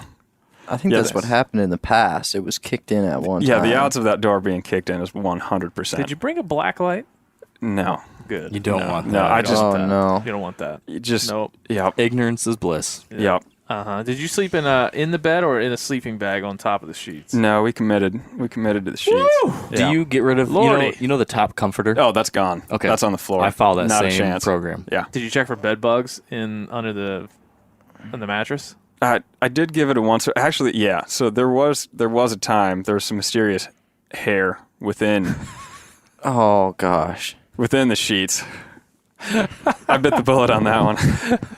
And then there was more hair, too, that was coming up the bathroom drain. Oh. Yeah. And then if you looked on the ceiling of the bathtub, there's also hair. We could travel the world. Accurate. Yeah. Things in a new light. Yeah. Hair everywhere. Yeah. Well, so other than the human hair, the lack of security, were there any other, or we'll say maybe people there that were interesting Oh, yeah. besides Kay? There was a picnic table out the back door. That's nice that they have a picnic table for families. The back door that was always propped open with a rock. That's mind you. fine. That rock Secure. needs to be used for something. Yes. And this picnic table was probably there for what we heard about in the commercial was the families That we're looking forward to the new day. More like single dudes smoking darts and having a beer at about 10:30 a.m. Yeah. Yeah. Single dudes. There's an individual. We named him Skannerd. Based on only his appearances. He could have been a great guy. His permed mullet was fabulous. Oh, God. The only thing missing was like an IROC Z parked in the parking spot. Dude, Ben, you could totally do the permed mullet. You think so? What's the guy? I'm blanking on the guy's name right now. He did the Danny McBride? No. Yes, Danny McBride. Yeah. You could totally look like Danny McBride if he had the permed mullet. Dude, I would. If I grow a mullet, if I let it go, I get a natural rat tail. Yes. All I have to do is perm. I don't know what that takes anymore. I have to travel back to 1980. Season 2 of Back 40. I just You come need with to a be there. Or just sidle up on the picnic table next to Skannerd. He'll be like, He's got tips. He'll be like, hey, dude, pass that dart. Let me take a pool on it. You don't happen to have a 2-liter Pepsi, do you? Wasn't that what they always drink? Oh, I totally forgot about the lady sitting on the picnic table drinking the 2-liter cola. This wasn't just one morning. In the mornings, No, right? like- This was we were Multiple here days. for 10 Was it day the shoot. same- We were did here for a she- 10-day shoot. It Did was- she drink the same liter of cola throughout? No. Full every morning. Full every morning. Full every Yes. single morning. Can you imagine? Hydration is key. I mean, right. So is the beatus, the diabetes. Yes. Wow. It wasn't diet either. And she would just pull in on that full thing on. in the plastic liter bottle. Yes. For her. It was like Smoking cigs, I bet. Yes. It's a cig smoking table. Yeah. That's what they had it there for. And then these people are staying at the Days Inn, or are they just hanging out at the table? Definitely. I mean, they're I don't know. not to stereotype a crowd that stays at that Days Inn, but they definitely fit the mold. They're in. Just the Days like Inn. you. Yes. Just like yeah. All right. Well, I wanted to make sure we covered that. Shout out to Days Inn if you would like to sponsor the program. We need some comped. We need some coupons for the Days Inn Back 40 adjacent. See, I don't think that's a problem because I think we stayed here for You guys have- we stayed here for 10 days and the total was like less than your room for 2 nights. That'll be $14.99. You never did come to the buffet. Thank you. Yes. Well, shout out to that Days Inn Back 40 adjacent, we'll call it. It really added to the experience, I felt. The first time I came, you guys were like, yeah, we're staying in the 5th circle of hell. 2 more circles to go. Yeah. Character builder. I'm glad we did. We did it. Glad we did it. You guys didn't have any. You didn't get any rashes. No, No Hunter? bug bites that Not were that I know of. mysterious. Okay. not from the Days Inn. We did bring chigger bites back from the Back 40 into the Days Inn. We're getting to that now. This is where it becomes a nightmare for everybody. Now, when I say the Back 40 is a mean mother, I'm not. I think all of Michigan is a mean mother in August. I mean, it is like walking into a microwave. It's different than Montana, that's for sure. Montana is this crisp air. And you come here and it's like walking into just the inside of someone's sweatpants after a marathon. Very sticky. Sticky, just like you're just sticking to everything. Yeah. And here we are hustling to make a program about this property. We are stuck with like no time, the worst weather ever, and a tall task ahead. Yeah. Take it from there, Mark. What happened next? Well, I think the first step was that even before we could do work on the property, we had so much stuff that I'd envisioned doing. Before we could do any of that, we also wanted to bring a whole slate of different people out to offer perspectives and ideas first. We did. Yeah, we did. And so that was a whole thing, trying to find people, schedule people, get people to come on out that would match up with when we could film it and everything. So we eventually were able to get a slate of folks to come out, and we'd spent a whole bunch of days showing them around, getting their thoughts on the property, talking through ideas, et cetera, et cetera. So we had a couple different folks from the Natural Resources Conservation Service come out, one of those being the state biologist for Michigan for the NRCS here. He came and provided an ecologist perspective what of was the his property. name? Dan Zay. Danny Zay. Now, Zay. Dan Zay looks like an ecologist. Yes. He had the vest. He had a vest. He was wearing like a khaki vest with like a mesh backing. Yes. He looked very much like an ecologist, had the feeling of an ecologist. It was perfect. He got excited about some prairie remnants He did. that were on the property, which again is a very ecologist type of thing to do. He was all about the plants. Yeah. yeah, we had an ecologist out there. We had a birder come out. Yeah, his name was, I forget now. Pat Hogan. Pat Hogan Yes. came out. He was cool though, man. He had like a beard and he had like a high top fade, man. You're he was right. just like picking off birds, and he was from like Birds and Blooms. I remember thinking, we're making a hunting show, and we got a guy from Birds and Blooms looking at blue jays. This is going to be a failure. No hunter is ever going to want to watch this content at all. But luckily, It was interesting. It was interesting. Very interesting. And that's what like I found from those first episodes. And of course, speak up, Mark, if I'm going off track. Is that there's interesting elements to the outdoors. My dad taught me this growing up. My dad can pick a bird off and tell you exactly what it is by sight, by like anything he hears or sees. He can tell you. He can tell you what kind of tree that you're standing under. So my dad kind of taught me this, and Meat Eater is about this, but like the knowledge of the place, right? The empowerment of knowing what the mass crops are, what the cover is, what the trees are, what birds are here, what bees are here, what pollinators are here, and on and on. But I haven't seen, we're not tooting our own horn here, but you just don't really see that in our space in an episodic, show like this. We can call it a TV show. It could be on TV. It's a show. Yeah. So that I was worried about that. I'm like, how are we going to make this exciting? But I think in and of itself it is. Yeah, and it was a great impetus for me to dive into that stuff because I love to learn. Like I am a book nerd. I read voraciously. I just love learning new things, and I've spent a whole lot of time when it comes to the hunting side of things, really, really learning a lot. But admittedly, I have not been good at being able to identify birds or identify plants. Unless I knew a deer ate it or something like that, I wasn't paying attention. So this is a great push for me to open my eyes to some new things. Yeah, not all hunters have developed a myopic view of the pursuit, but a lot have, right? And that's only natural, right? But this isn't a thing we would force upon anybody. We hoped it would be interesting. We had hopes that people would take it on as a very interesting way to look at the world, but there is this derivative of hunting that you're a part of that's like QDMA, big bucks, this is what we're after. And it can be, not always, but it can be all-encompassing in a way that you kind of put blinders on to some things that are around. And I think this show is definitely not done that, but taught me a lot about how to think about it, how to think about managing a property, for whitetails. Because we learned from our buddy from UC Berkeley, Luke McCauley, that there are 356 million acres of land owned or leased for hunting in the U.S., That's 20% of the contiguous land area in the U.S. combined. It is. That's a pretty large piece of this country.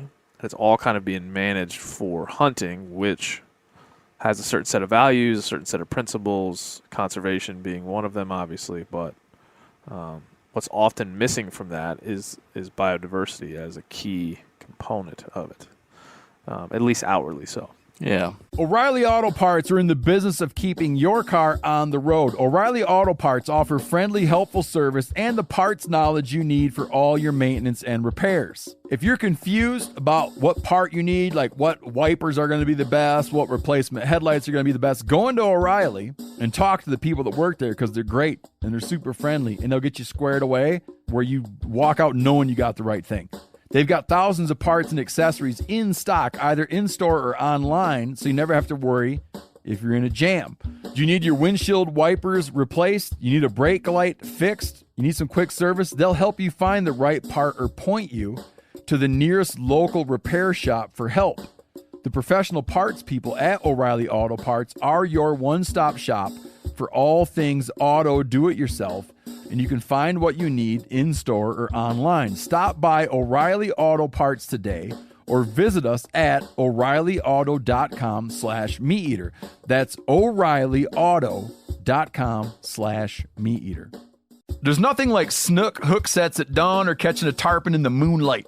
Find your next fishing trip made easy on fishingbooker.com and experience the magic of the Sunshine State or any other destination on your fishing bucket list. Book a blue water adventure in search of sailfish or go snapper fishing with the kids. With over 6,000 captains and trips to choose from, planning your next one just got a whole lot easier. Download the Fishing Booker app on the Google Play or App Store, or visit them online at fishingbooker.com to book your trip today. You ever get that feeling you're stuck inside staring at screens and a primal urge kicks in? You crave wide open spaces, fresh air, the chance to connect with the land. Well, maybe it's time to find your own piece of the wild, but searching for property can be a maze. That's where land.com comes in. They got millions of listings across the country, from mountain ranches to hidden fishing holes. Their search tools are like a seasoned guide helping you narrow down what you want. Land.com isn't just about buying and selling. It's about finding a place to hunt, fish, explore, or simply sit by a campfire and listen to the crickets. So head over to land.com today to turn one day into today, because trust me, there's nothing quite like the feeling of standing on your own piece of earth. And so what we did is we brought in a bunch of different diverse perspectives to help us do that. So we had the NRCS guys come in. We had a birder come in. We had a gentleman who focuses on bees. We talked about pollinators and pollinator habitat. We had then we had people that are focused on deer. We had 2 different deer-focused habitat folks come out. So we got a deer hunting focus. We got an ecologist perspective, birds, bees, all of that. And all of that helped inform then, okay, where is this thing going to go? Steve came out and took a look and shared with us what he thought. So we got all these different ideas, and by this time it's now middle of August, and I've got 2 weeks left before what's usually my line in the sand date. August 30th, I never step foot in the deer woods again until October 1st, which is opening day. At a minimum, 30 days to let a property sit. Yeah. Now, Jordan and Hunter, like, you guys were filming all of this, like the first couple episodes was a lot of just walking around the property and looking at stuff, which is generally not how people like to create content around. They like action and things. Were you guys ever worried about, like, what's this going to be? I mean, definitely at first, but the thing that got me is, even though I was behind the scenes and filming the whole thing, is there was more than once where I just kind of would step back after, like when Jake Ealinger was here, for instance. Like, I love deer hunting, and I was super interested in what he had to say, and there was more than one time that day where I just kind of like sat back and like, okay, first of all, make sure you're still recording. The frame is still on, but also, man, what he just said is, that's a really cool take, and that's kind of when I knew, like, okay, I'm very interested in this, and I'm the one filming it, so I think that should translate to, the viewers. And I think the biggest shame is that we had all these great tours with these folks and got all their ideas, and they saw all the properties, and we had to distill all that down, hours of these people looking at the property and sharing their ideas, and we had to distill down to 3 minutes per person or something like that. Like, we only got you watching these episodes got the tiniest little snippet of what's out there, and we're trying to get some podcasts with some of these people. We've already had some, trying to provide some deeper dives into some of it. There's extended cuts of the pollinator discussion that's on the Meat Eater website, things like that. But amazing insights that we got from these guests. And you often find that, with a birder or an apiarist or whatever the case might be. Fancy name for beekeeper. I've learned a lot. I learned a lot of those words too. I learned another word called verite. No, it's verde. It's verde. Oh, verde. Anyway, I love verite. One of my favorites. You guys will look that up and figure out what that is. But we're learning things, right? So when we were creating this content or working on the back 40, I mean, this is also real world work. We're not just out here to create content. We got to do the work, right, to make this thing what it needs to be. We're learning along the way. That's why it's presented the way it is. We're bringing a bunch of people in to help teach us these things that we don't necessarily, Mark, me, Steve, we don't necessarily have experience in. And not to mention, too, that there's not really any other examples of shows like this to even reference from. It's completely different than anything that's been done. So that's the big challenge. And then in the timeline we get to the actual working on the property finally. It felt like there was long times. And Mark, you can take us through how that got going. So there was you had little challenges here and there. Little things happen. Yeah, I mean, the short version of it is that by the time middle of August arrived, we had 8-9 days of the camera crew left to try to get something done. And so I wanted to think, okay, what's like the most impactful short-term thing we can do to try to make this farm huntable? Because at this point, of the 7,000 different ideas we got from all these different experts, Most of these things we can't do yet. Most of these things have to wait till the winter or the following spring. But is there anything we can do right now that at least might help us with the short-term hunting side and maybe will help in the long term as we refine them? So we had to try to look at what that might be. And of course, we then also had to prepare the property to hunt it, which is what we were doing coming up in a month. So we had all the trees and tree stands to prep and spots to hang with the saddle. We had to put cameras up. We had to clear trails. We had to scout the property and put ground blinds up. And then the one short-term thing that seemed to be possible in the small amount of time we had was to get some food plots in. Any hunter, deer hunter, knows the importance of food. It's one of those main drivers of deer activity. So if we could get some food on this farm, which right now it did not have any kind of super duper high quality food. There's of course native vegetation the deer are feeding on, but it's surrounded by agricultural crops. And so if we wanted deer to spend some extra time on our farm, we would need to be able to compete with that a little bit. So I thought, okay, we can get a little bit of food plots in that's going to help us in the short term. To do that though, you need equipment, you need all sorts of things. Yeah, and you have, within that equipment, you bought a mower. We bought a mower. That's where this music comes in, where you're trying to get gas. Trying to pull a mower. What happened? Tell us what happened. So what happened is the one big piece of equipment we picked up was a big trail mower that we could pull behind our UTV because, as we noted earlier, this property is comprised of a lot of old brushy fields. And so if we wanted to do anything, whether it be make trails or put in some kind of food or whatever, we needed to cut that somehow. At one point I contemplated taking my John Deere lawnmower over here and tried it behind my house in some similar stuff and got stuck and had to have my wife come out with my son, and she had to sit in the front and try to drive it while I was trying to push it out of the mud, and I was like, hey, this isn't going to work. So fast forward, we get this mower. I pick it up at the store. They drop it on our trailer with a skid steer or whatever, a forklift. And when I go to arrive and pick it up, I went, wow, this is a lot bigger than I thought it was going to be. How am I going to get this off the trailer? There's no way we're picking this thing up. So the forklift drops on the trailer. I bring it over. We get here, and the dilemma unfolds. First, how do we get the mower off the trailer? I'm watching the show as you talk. It's very... Yes. So we had struggles. I eventually found I could use the winch on the UTV to pull it off of the trailer. It was enclosed in this big wooden pallet box that I had to then try to break apart. I had no good tools, so I had a miniature tool set in the back of my truck with like a baby hammer. And so I'm trying to wrench it off with a hammer, and that didn't work at all. We finally got that to break off. I think we did that by using the winch again to break the pallet stuff apart. And then the mower is sitting there beneath me, and I'm not good with mechanical things. And mind you, up to this point, there are 3 of us behind the scenes. It's watching me, myself, Hunter, and then Sam, the producer, just watching him, offering no assistance. No, you guys are real assholes. Just watching the struggle unfold in front of us. And so I hate this stuff. I'm really good at talking and ideas and reading and concepts and stuff like that. I am not good at tools. I'm not good at building things. My mind's not, I don't have good spatial awareness. I can't do Legos. I can't, that's just not how I'm not good at math. Yeah, Legos, I'm not puzzles, going over to your house to build that next all that stuff just is not my thing. Millennium Falcon I got. So when we get something, let's say we buy a bookshelf, my wife is the one who goes through and figures out how to put it together. And she'll be like, okay, just hammer that. Okay, now do that. I'll get so frustrated trying to figure it all out. So then this goes to a point that I made earlier. This whole back 40 experiment is just kind of like putting Mark in a maze, like a rat with cheese at the end. And then we introduce a lot of different stimuli throughout and just see what happens. Yeah. This is my favorite scene throughout the whole show. Yeah, so, I struggled to put the thing together. There was all sorts of challenges trying to put it together. And I finally got that done, though. And then it was, okay, I think it's together. Now we just need to start it. That can't be that hard. So pulled the choke out, remembered to put gas in it, and then started to pull on the whatever the hell you call it. And it wouldn't start. I pull, it wouldn't start, pull, it wouldn't start, pull, it wouldn't start. And I'm like, what am I doing wrong?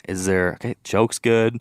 Do I need to press one of those little air bubbles to work gas through the line? No, I can't find anything like that. We've got a very simple single-page instruction book or instruction sheet in the thing. I'm reading that. I don't see anything that I'm doing wrong.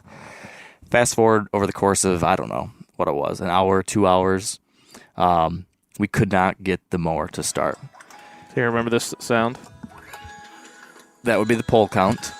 We're up to 11, 12, 13, 14, 15. And there were so many more. 16.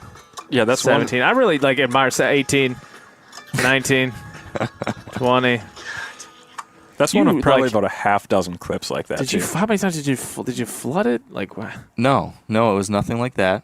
Nothing would work this. So then at some point I'm like, okay. At some point during this, our camera crew figures out what's wrong. Yeah, so you're skipping an important part. Jumping the gun a little bit. Jumping the gun a little bit. Oh, sorry. At one point I realized, okay, screw the fourth wall or fifth wall or whatever the frick that is. I need to talk to my camera crew and get their help because Hunter, one of these guys, was like a small engine mechanic of sorts. Did a lot of stuff within that realm. So I said, Hunter, I don't know what the hell is going on here. You need to help me. So he comes and starts fiddling. And he knows this stuff.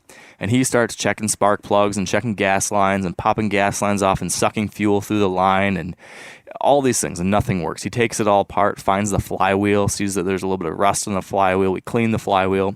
These things. At one point had a screwdriver in the spark plug. Hoping to get shocked. Praying to get shocked. We figured out there was no spark. So all this stuff happens, and we don't know what's going on. I am stressed out. I'm trying to think, who else can we call? Hunter's calling his dad. I'm wondering, like, oh, well, I got a brother-in-law who's used to be a mechanic. Maybe he's got to come over here. And very stressed and upset, and this is pretty far into it. And if we don't get this damn mower to work, we can't get any of the projects that we need to get done. And we've got like 3 days to get this part of the stuff done.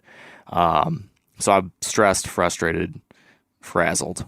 And then a guy shows up, pulls in the driveway. I start chatting with him. While I'm chatting with this guy in the parking lot or in the driveway, Jordan, do you want to describe what happened next? So we were, well, to describe the scene more, Hunter at this point had the motor pretty well disassembled and torn apart, and he was adjusting some things. And I'm the same as Mark. I've got no intuition when it comes to like engines or anything. I'm just not. I'll throw good my with hat it. in the ring as me too. Yeah, it's just not good. So Sam, the producer, and I were leaning up against the bed of the side-by-side. And in the bed of the side-by-side was the, I don't know what you'd call it, like the engage lever for the mower. It's on a cord probably, 10 feet long, something like that you sit in the back of the side-by-side so you can engage and disengage the mower. And it was just sitting there, and I looked down, and Mark was talking to the guy that had shown up there, and it's like, man, that almost looks like an ignition switch for a key, and then the light bulb went on. Somewhere along the process, we had even looked for like some kind of ignition on the mower and everything. Is there a button? Is there a switch? Is there something? Read the instructions. There's nothing in the instructions. And it all came down to putting a key in that little switch and twisting it sideways. So while Mark was finishing up his conversation, we called Hunter over. The light bulb went off in his head. He went and got the key, put the key in, and flipped it. And we got ready to film again. We were like, Mark, we feel like Hunter's pretty confident. This is we think he got it. So he put the cap back on the mower, and he's like, "Yeah, I think what I did will work, hopefully." And so the guy leaves. I'm like, "Okay, God dang it! If this doesn't work, I don't know what we're gonna do. Literally, we are shit out of luck if this doesn't work. I'm done. We'll try one more time." So I stand over it and I take a deep breath, and in my head I'm like, "Sweet baby Jesus, please work." And I crank that cord. And the sucker ran like a charm, and I lost my shit. I was very, very excited. The reaction that was shown in the episode was the happiest human being I've ever seen in my life. Yeah, it's a beautiful time. I was very excited. Here's Mark. Yeah. And then he just jumps in the Can-Am and takes off. He And didn't we're just like, wait for the camera crew. He just bolted. I guess we'll meet you down there. Let's get to work. Yeah. Oh, Mark. Yeah. But we did not tell him about the key right away. Oh, yeah, that's the other thing. They didn't tell me why it worked. I just thought that Hunter had fixed it somehow. And then Hunter was telling me today in the tree stand that you were nervous about it shutting off, so you would just keep the mower on. Well, and never. I didn't know how to turn it off. That was the issue. I didn't know how it turned on. So how would I know to turn it off? So another guy shows up at the property. I'm mowing, and then another guy shows up, and I go to talk to him, and I'm like, "How do I turn this mower off?" And then it dawns on me, like, "Oh, I don't know how." So I just like dialed it down, and went over and walked and talked to him while the mower's still kind of running. And I'm like, I don't want to mowing. Yeah, I don't want to sit there and like show him that I don't know what I'm doing. So then I come back to it. And then did you guys tell me at that point? Nope, I kept it a secret. So the only way it turned off is I would run it till it ran out of gas. You probably got it started around like noon or something like that. And it had to have been after 6 by the time that we were like wrapped. And that whole time I still had no idea. And then you told me. He'd come over to talk to us and he'd just idle it down. Oh man, We got the reaction on camera, which is pretty good. it was good. It was a good part of episode 2. And then briefly after all that commotion, I show up. Yep. We got to hang some tree stands and do some ground blind stuff. Yep. Some basic hunt prep. And I show up, and it's 115 degrees with a 300% humidity. Something like that. You literally step out of the vehicle, and you start sweating. It's involuntary at this point. And I come to find out that everybody is covered in chigger bites. Everybody is covered in chigger bites. Yeah. Everybody's pulling ticks off themselves. It's an air of desperation on the back 40. A lot of stuff that can get you. Yeah. And then I come and start sweating and then realize that there are things that are out to get me, including bees. We didn't have the tools, as Doug Dern you'll hear in a future episode. He says that we have, what did he say? He said you don't have equipment, you have toys. We have toys. Yeah. That's how he described the So tools I was we like were working whacking, I had a sickle and I was like whacking trails, sweating, and I whacked myself right into a beehive. Did a lot of whacking. Yeah. I whacked off right into a beehive. Okay. I was wondering where this is going. We get there eventually. I'll take you there. So I got stung by bees. We sweated it out, but we did get a lot done. We tree stands hung, ground blinds prepped, everything. Some food plots you got in there in that very short time. We filmed it all. We pulled the rabbit out of the hat. Somehow got this place semi-prepared for the hunting season to come. Yeah, I would definitely say semi. Even when it was done, I still felt like, there's so many things we could have done, we couldn't do. But we did learn a lot about the property. Mm-hmm.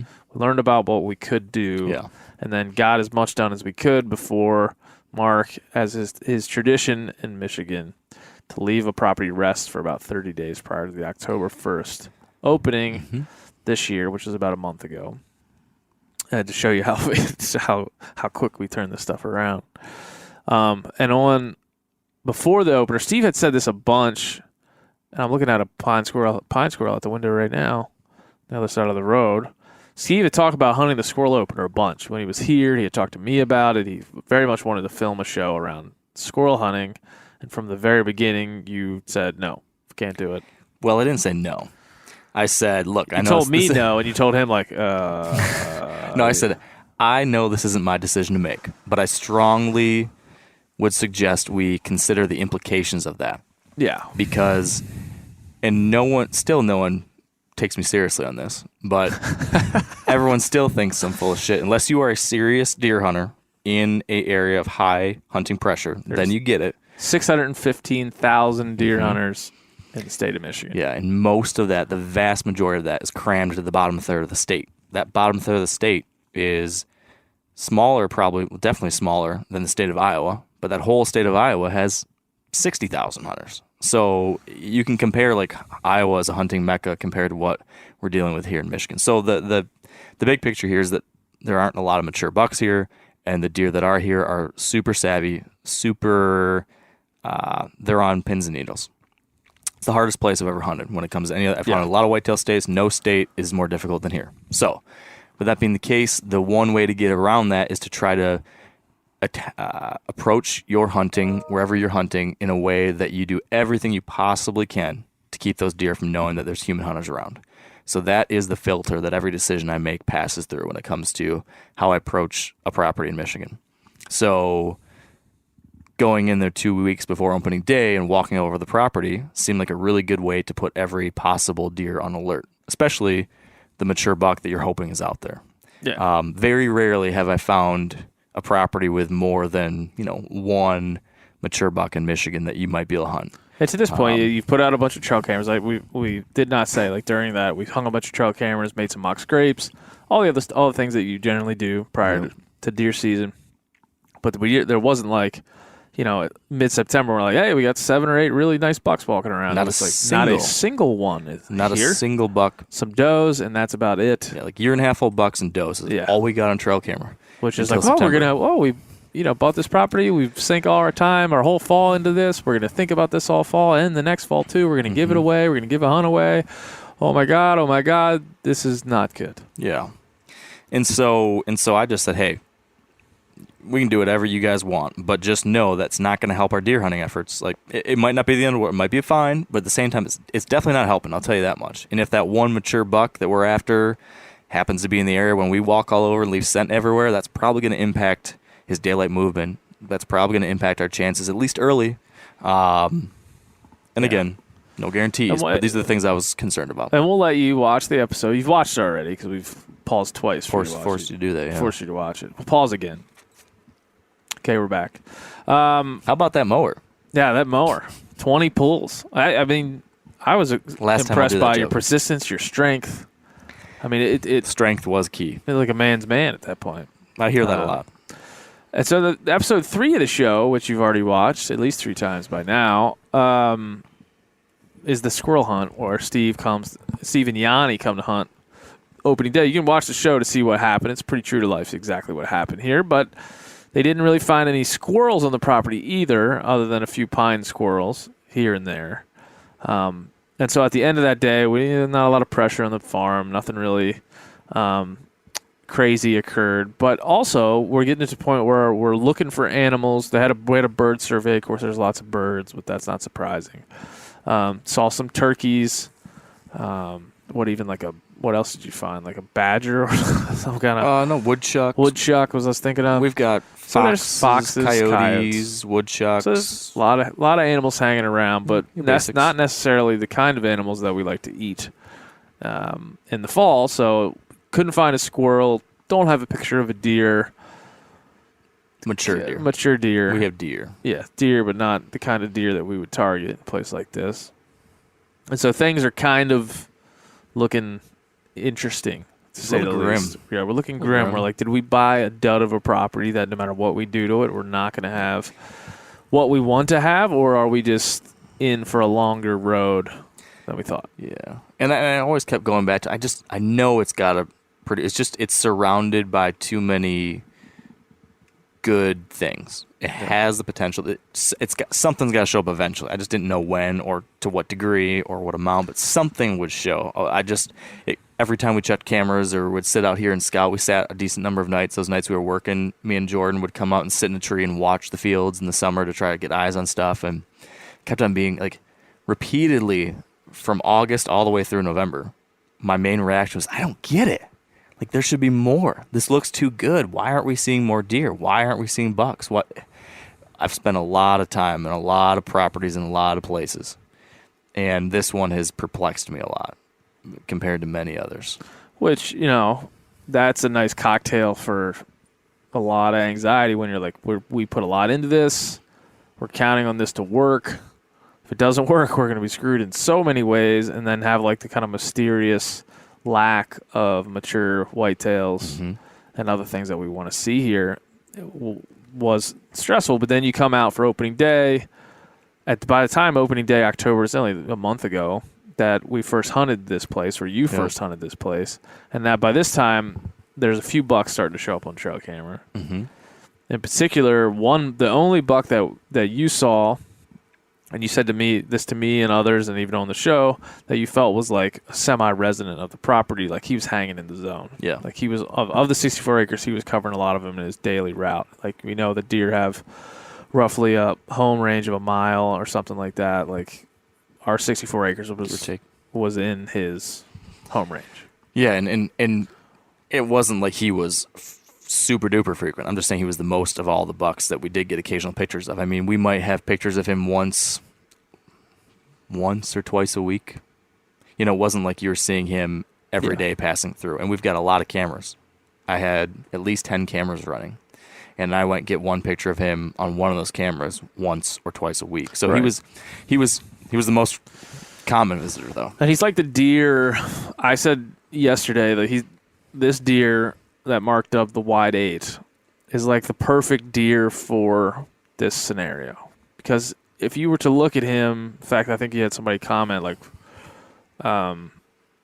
when you killed him, like, shouldn't you let him walk? Shouldn't you let him another year? Yeah, it looks like one you should have passed. Looks like one you should have passed. And maybe in normal parlance, if you're looking at a hunting magazine, a whitetail magazine, or you're watching some certain TV shows, like the only deer that are killed are giant 200-inch, 180-inch, 150-plus inch animals, and so that could skew your perspective. But for a property like this, in a state like Michigan, the deer that we called the wide 8, because of his body size and his maturity and the way that he looked and what he did, he was a mature deer that you'd want to hunt and outwit and pattern and kill. At least those are my goals, is to do that with mature bucks. And again, I don't want this to sound like hubris, but like where this property and that deer align is the fact that this is just a pretty normal property. It's 64 acres. We didn't pay a big chunk of change for this. It was relatively inexpensive per acre. We got a good deal. We got a great deal. We shopped around and got a good deal. And so we weren't like in here just dropping millions of dollars trying to get the best thing going. We wanted to get a property that was accessible, that we could get in short order, that we knew we could make better. Mm-hmm. And the animal living on that is as normal and as typical as the property in which it lives and the one that we bought. So I thought, even after the fact, but even during, like, this isn't a buck that's going to play well on the gram unless we tell its story. But that doesn't matter. Neither would this property if you try to talk about it. But it's emblematic of pretty normal deer hunting across this country. Not everybody has a farm in Iowa to kill big bucks, and bless the folks that do. Nothing bad on them. This is just the scenario that we chose to be in and found ourselves in, and that's what the hand we're playing, the hand we're dealt, like most people in this country. There's a lot of people that are doing that. And so your first day hunting this place was like first week of October, and you spooked the wide 8. Yeah, first time we ever saw him was our first hunt. Came slipping in, and I'm very OCD about everything when it comes to deer hunting, but accessing and exiting a property are usually something that I'm very keen on doing carefully so as to avoid places where you think deer will be bedded. If you're spooking deer when you go in or when you go out, they're going to very quickly change the behavior. So I planned a route to get to the tree stand we wanted to hunt that would be circuitous enough to avoid the swampy area and the honey hole area where I expected most deer to be bedded. So I took this long roundabout way around the outside of the property, and along an area I would never expect a buck to be bedded, right in the edge of our old field and a wide open piece of timber. Like, this is not thick timber. This is not good cover. This is just open park timber. You can see across 100 yards. A buck jumps up right off from the edge and goes running away, and I can see just a really wide, heavy buck. And I'm like, holy crap. That is that buck that we got a picture of. We had one picture of a mature buck on September 14th, and I bet you it was that buck. And that buck can be known the wide 8. So we spooked the wide 8 in the first hunt in here. And then from that point on, we started getting, pictures of him here and there.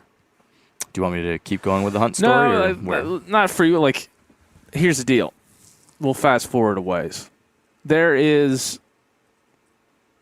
hunting is not physically strenuous in a lot of ways, but it's a bitch mentally. You're talking about waking up every day at 4:30 a.m. These guys are rigging camera gear. They're charging batteries. They're backing up cards.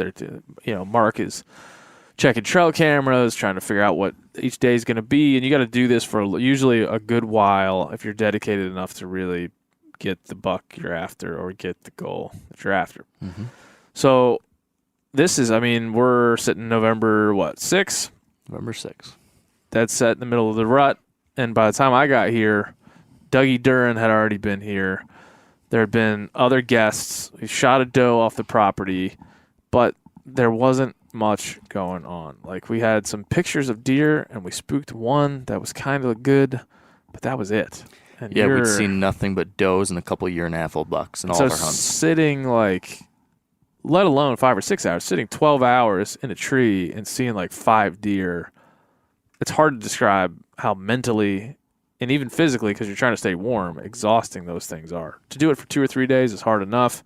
To do it for weeks at a time with the pressure, not only the pressure of I'd love to kill a deer, but the pressure of an entire show, the pressure of this entire project to pay off all the hard work of everybody at this table and everybody else that's touched this project, I would say turned into a real stressed out Mark Kenyon.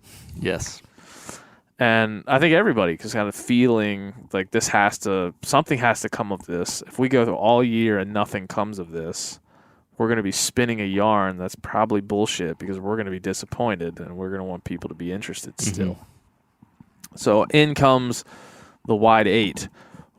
That's the perfect buck to be hunting because, again, he is who he is. And he's the only one. Yeah. You had like the tall 8 and a funky 9, like some other deer that were showing up a couple times on camera. But you just don't know. And the rut, you really don't know anyway. Yeah. But so I got here a couple of days, 3-4 days ago, whatever. I don't know what the days are now. Over the weekend, and you start hunting. You've already been hunting. You guys have already been sleeping in Tim and Lisa's excellent camper, not showering, sleeping for a very short time, producing this show, running ragged, doing this, not seeing your families, not talking to your people, trapped in the back 40 for the foreseeable future. Pick it up there. On November 5th? Yeah, it's November 5th. What are you feeling on November 5th? I can tell you what, let me just start by saying what I was feeling. I've only been here for like 2 days at that point, and I'm already pissed. Like we've seen not much. It's the deer density is so low, you just kind of see a few deer here and there. It's not like you're sitting around watching deer all day. It's pretty hopeless when you haven't seen a buck that you'd like to draw your bow on because you just don't have that anticipation around every corner. You just kind of feel dead inside. You feel a little bit depressed. Thanks, Meat Eater Whiskey helped us out there a little bit, but that's a stressful feeling for everybody when we're all pushing towards a goal and it doesn't feel like you can't even see the end zone. Like you don't even know what's there. And so we're all feeling pretty anxious, I feel, about what we're doing. Still having a good time, still filming, doing our thing, doing our jobs as they were, but feeling pretty I was like I said, I was telling Hunter we're in the tree. I'm like, dude, I'm feeling pissed. I don't know how Mark keeps a positive vibes about him. I've only been here 2 days. And I'm already like, what are we doing? Yeah, so I was flashing back and forth between these two sides where I was simultaneously really frustrated and perplexed. And then I would always constantly try to remind myself, though, it can change in a second. It can change in a second. Like every year when it comes to November, regardless of all these other things that are related to the back 40, even on a usual hunting year, for a lot of people that take deer hunting really seriously, the rut that's what you look forward to all year. This is the time to get it done. And so usually the fate of your season rests on this 2-week period for a lot of people, especially in Michigan, because when gun season arrives on November 15th, everything changes. Most of the bucks get killed. Those that survive are nocturnal. Like for a lot of bow hunters, you kind of consider November 14th your last day, unless you've got a really special property or something. So that's the way I was looking at it. And feeling like, wow, this is, every day that ticks off the calendar is, one less chance. Now we're running out of time. We only have so many days to film here. So all that's weighing on me. And we had been going into our very best spots. We've been saving our best spots for November. We go into our best spots like the honey hole, and it is not producing like we thought. I had all these high expectations, imagining deer pouring through here, funneling along this ridge, bucks coming out of the bedding or checking the doe bedding that I thought would be there, and that to a degree maybe a little bit is. But like you said, deer density and sightings were so much lower than I expected, much lower than any other place I've hunted in southern Michigan. We don't need to get into all the reasons that might be.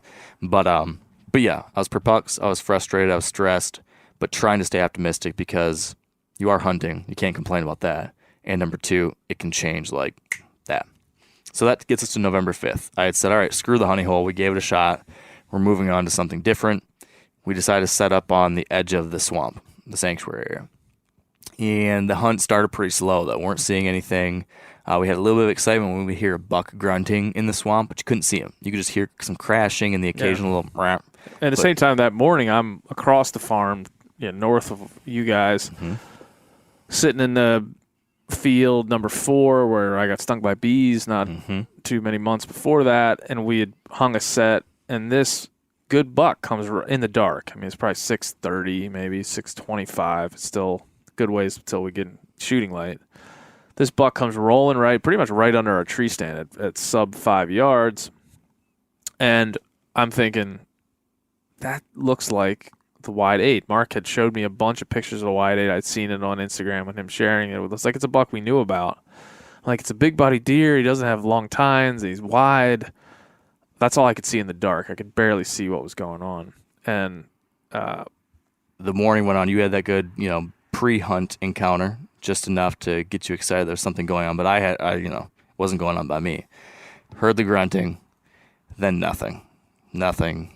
It's getting later in the morning. I'm thinking, gosh, there should be something cruising along this swamp. Why isn't there something cruising along this swamp?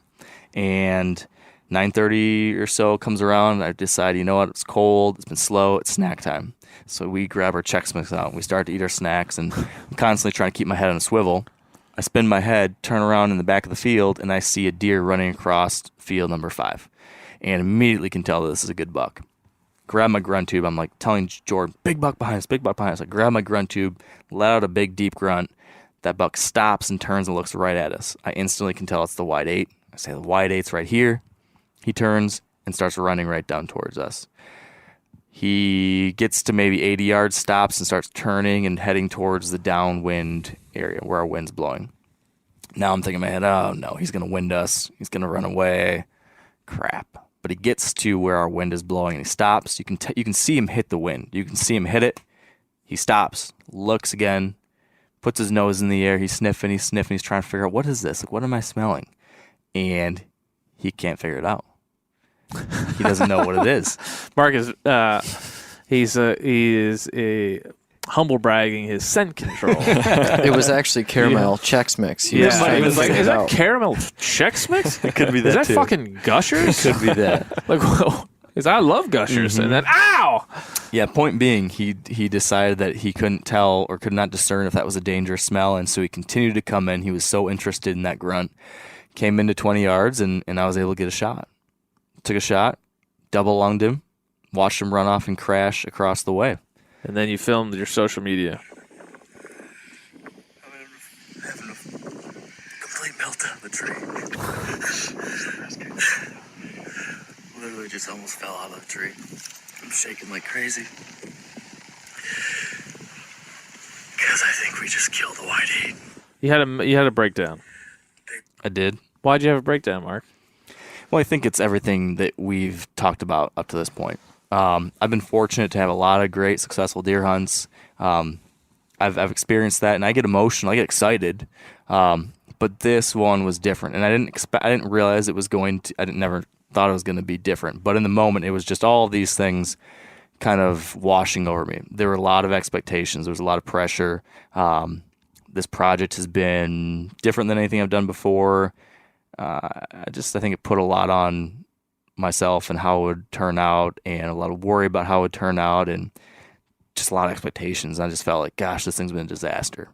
Nothing's going well. It's just been problem after problem. People nitpicking this, nitpicking that, saying it's not good enough, saying this thing or that thing, comments, all that. And all that kind of had just like slowly been like weighing on me. And Jordan, you were the fly on the wall. What are you seeing at this point? I mean, after the shot, I just knew what it meant as both a hunter and then, for Mark and all the work that, you could say that we've done a lot of work to get to this point too, but really we've been watching him struggle behind the camera, offering not much help. So I knew what it meant to Mark, and then, what it meant to what we're trying to do here too, and kind of what that represents, and, just something that is so relatable for so many people to happen like that. And if you sat through this story for an hour and a half, you're interested in its ending. Of course, it's never over, but when you think about a team of people doing something, right, or even an individual doing something, there's a commitment to when no one's watching, right? When people are watching, when the camera's on, there's different things. But when the camera's off, you still have to get up at 4:30 in the morning when you don't want to move out of bed.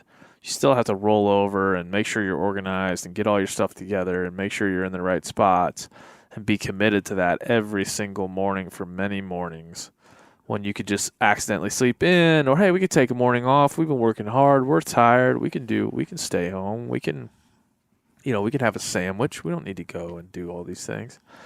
I think that's only natural, but when you're really dedicated to something, you work hard for it. That's the kind of sacrifices you make. You don't allow yourself to do those things. And I think when people see this episode, and when they see kind of the reaction and the emotion and like talking to your family, which you don't get to see as much because you're out here doing this stuff, like the balancing act of life and hunting and content and media and all the things that we do is on display, and on display in a pretty unique and special way. I mean, we make lots of jokes on the show. We make lots of jokes here. We rarely are all that serious, but like in that moment, Mark, like you expressed and displayed something that I think is relatable to some, but not relatable to most, because it's a unique experience, and that's what we hope with the Back 40 is we were able to just document this experience. Not that we were just going to get you to, hey, we want to kill big bucks every show. We didn't even show a buck until this is the first buck I think that gets shown. Yeah, and this is going to be a couple episodes down the road, so you're going to have to watch, a good long while here and follow along with us until you get some sort of, traditional payoff within the whitetail space or within the hunting space itself.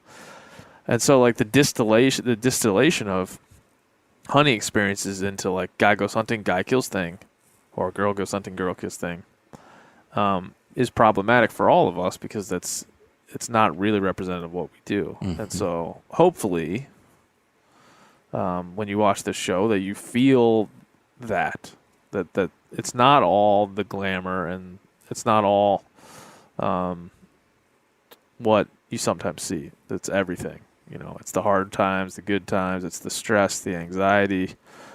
It's, the complete euphoria that comes from all of that ending in a way that you wanted it to. So it's pretty special, I would say.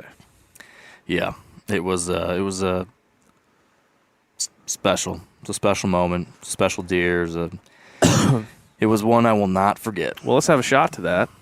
Our second shot of Meat Eater whiskey. Cheers. Cheers. To the White 8 and the Back 40. Thanks, White 8. Appreciate you. Take a little sippy sip here.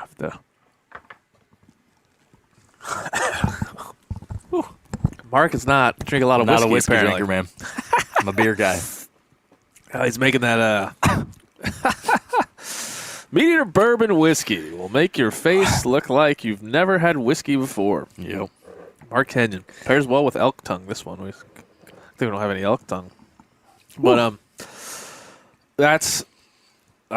taking a shot of whiskey is probably a little bit like you felt when you realized. I mean, you punched a perfect high lung shot on the White 8. He ran, spraying blood everywhere. Heck of a blood trail. It was easy to recover. We drove back here, and that's a feeling of success. It was. It was pretty cool. So one hell of a day. All of this to say, go watch the Back 40. Keep hanging with us on it, because we're not done yet. Marcus' dad's coming in tonight. We're going to film another episode. We got Ryan Callahan coming in later this year with a new hunter to see the place. We're going to give away the hunt later this year. We're going to hopefully film some mushroom hunts, some turkey hunts, and some land prep next year, and some more whitetail hunting. We'll find new bucks to go chase. And we're getting bees. Yeah, we're gonna get bees. Mark's gonna have Meat Eater honey. Hunter will maybe see his family every once in a while. Jordan, same for you. Yes. You guys might make a trip back to the Days Inn eventually when the camper goes away. Maybe they'll apologize and give you. I'm a platinum member. Oh, you're a now, platinum member? Yeah. Maybe they give you the executive suite. Yeah. At that point. Yeah. There's a lot of. I was emotional yesterday, and also I would say pretty excited to tell this story. Yeah. Not only the Wide 8, but of what Mark's trying to do and been able to do. But when you see somebody that has the emotion that Mark had after he shot this deer, in the hunting industry, there's a lot of ego and agenda, right? A lot of people want to say that's not big enough, or that's not right, or you didn't do it the way I would do it, or you didn't the way we do it in my place. Why did you do it that way? There's a lot of those questions, some legit, some not. But hopefully you can watch that moment when Mark shoots his buck and realize that, like, it doesn't matter what you think at that point. Like, just enjoy that hunting can be this way for someone. And it could be this way for you. All you got to do is kind of work at it the way you want to work at it and go at it in a pure way. Yeah, I think the work is for me what makes hunting so special. It's everything that leads up to the end result. So when I shot that deer, it wasn't all that emotion wasn't because I just shot a big body deer. It was because of everything else that had came before. Yeah. And all of that rushing down on you now because of that 10 seconds of chaos. And I was saying that, like, I know this happens, but with deer like this, you project a lot of your own shit onto the deer, right? Like, the deer is still just a deer. It didn't morph into a unicorn that shit $100 bills overnight, which would be that would be a lot more excited if we did that. It's still just a deer, right? It didn't do anything other than what every deer in that situation would probably do. Yeah. But we project so much of our own selves onto these things, especially in a situation where you have a long relationship with these animals. So I realized in that moment too that, we do project onto these animals, but in this case, it's projection in a good way. It's the projection of our own hard work and values. It's projection of our own feeling about natural landscapes and how important they are to us. And all those things intertwined mean that end emotion. So I will say personally, I've learned more from working on this project than just about anything that I've done in my professional career, or probably even personal life within hunting. And I've learned a lot about myself, about Mark, because we did put him in a maze of a labyrinth of different scenarios to test his will. I hope I don't know if I've passed yet. So far you passed. I'm approaching. Finding some kind of cheese. Listen, I don't know. I'm probably waxing too much about our own content. You guys can watch it. If you think it sucks, it sucks. But it's something that's my personal experience. So hopefully that comes across in the content. But that's the way that I feel after experiencing it for myself. Yeah, I hope the same thing. You just never know, though. But You don't. It seems like you guys all like it. Go to the Meat Eater YouTube and check it out, man. Go ask us questions. We have many. It's November 5th. We're going to be still filming and hunting here through the end of the year. And episodes will be rolling out through the end of the year. A lot of cool stuff. And then as soon as this year is over, we're going to start planning for next year and what we're going to do here. We'll probably shed hunt. We'll probably, like I said, pick mushrooms. We'll probably hunt turkeys. So much work. We got to do a lot of work. Every single night I've sat out here hunting, a large portion of each of those nights has involved me looking across the landscape, imagining what we could do, what we should do, what will be happening in January or February or March or April. So I've got a lot of big ideas and plans. Yep. Excited for that. Yep. So we have, all four of us sitting at this table, have a strong relationship with the back 40, positive or negative. And if you're a hunter and you think about, well, why do I do this? A relationship with the land is probably a real good reason to do it. So take Mark's example and really dive into these things. If you're a small property, private land hunter, just dive into it the way that Mark has and the way that Steve has wished it to be. And hopefully you get what we've gotten, which is perspective and the wide 8. The wide 8. Congrats. We already took a shot. We don't want to take another shot, right? I don't think I can do anymore. Mark's out. Mark's out. All right. Thank you, boys. I guess I grew up on an older road. That's it. That's all. Thanks for joining us on another episode of the Hunting Collective. Thank you to Capture Creative, Hunter and Jordan. Thank you to Mark Kenyon for joining us. If you'd like to follow Mark Kenyon, of course, you can always go to @WiredToHunt, @Capture Creative. For those folks, everybody involved with the Back 40, thank you so much. There's countless people involved with our show and our content projects. Sam Bates, our producer, Andy Racer, our VP of production, Anthony Licata, our editor-in-chief.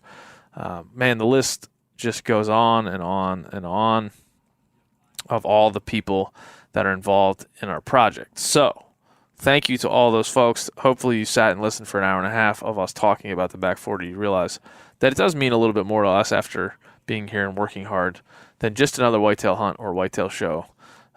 It becomes meaningful because you spend a lot of time in your life working on a thing. So hopefully the more time you work on something, the more meaning it has. If it's the other way around, you're probably doing it wrong. And so watch the Back 40. Go to themeateater.com. Go to MeatEater YouTube. Go to the MeatEater Instagram, the Wired to Hunt Instagram, to my Instagram, to the Captured Creative Instagram. Hit follow, hit subscribe, hit like. We also have the Whitetail Weekly newsletter over there at themeateater.com. Go there. Subscribe to that. Also, we have the Win a Hunt program with Mark and Steve on the Back 40. Go and do that as well. So you got a lot to do, a lot of homework around the Back 40. We have planned and executed a lot of content around this idea. We are, if you cannot tell, very excited about it. I want you to go check it out. So, for all of us here at the Whitetail Hunting Back 40, hopefully you have a good early November rut. Hopefully you have a good deer season altogether, and we'll see you next week on the Hunting Collective. Bye-bye. Yeah, Ben, just listened to the podcast about the coyotes. Enjoyed it. I pretty much agree with y'all as far as, people's been trying to eradicate them for years and years. I don't think just somebody shooting one because it come by the deer stand is going to hurt coyote populations, or even people doing contests. They've been trying to kill them out. They've tried to kill them out of that west. Obviously, that's not going to happen. But I do, and I don't think you'll kill every coyote you see, but I do think, and I agree with y'all, that predators need to be managed. And if you got one like a bad apple, take it out. But I ain't going to condemn somebody that wants to coyote hunt either. But you was talking about the bounty in North Carolina. I sent you that article there, but I looked it up, and that's just one county in North Carolina. As far as I've been hunting here in 45 years, we've never had a bounty. But that's new there as far as that one county. But it's like he said, the wolves used to kill out coyotes. I mean, there's going to be a niche there. They're going to take over. They're going to fill in that niche. But it's a funny thing to me that if you around home in North Carolina, about anybody you ask or say something to about turkeys, the first thing out of their mouth is the coyotes. Well, I got news for you. Texas has got coyotes and they got turkeys. Coyotes are not killing the turkeys. They may get a turkey every now and then or a little turkey. But coyotes are probably actually beneficial to turkeys. Because we got raccoons out the yin-yang, like 13 on trail camera in somebody's bait pile one time. Those get your turkey nest. So, somebody said something about that, I kind of got to say, don't really agree with that.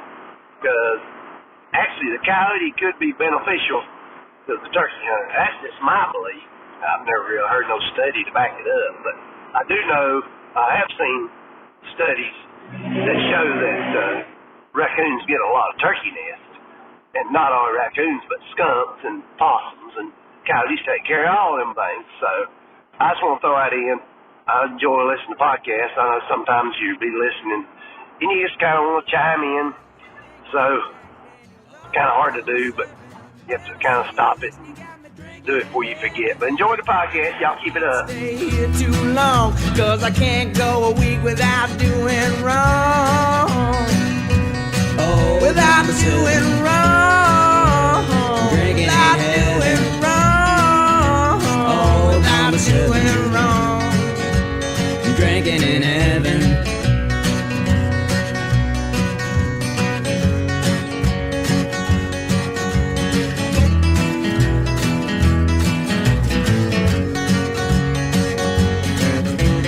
Sitting as the boss food starts to grow roots.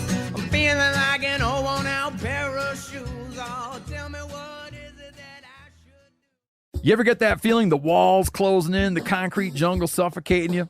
You crave some wide open spaces, the chance to connect with nature, maybe in a spot all your own. Well, head over to land.com.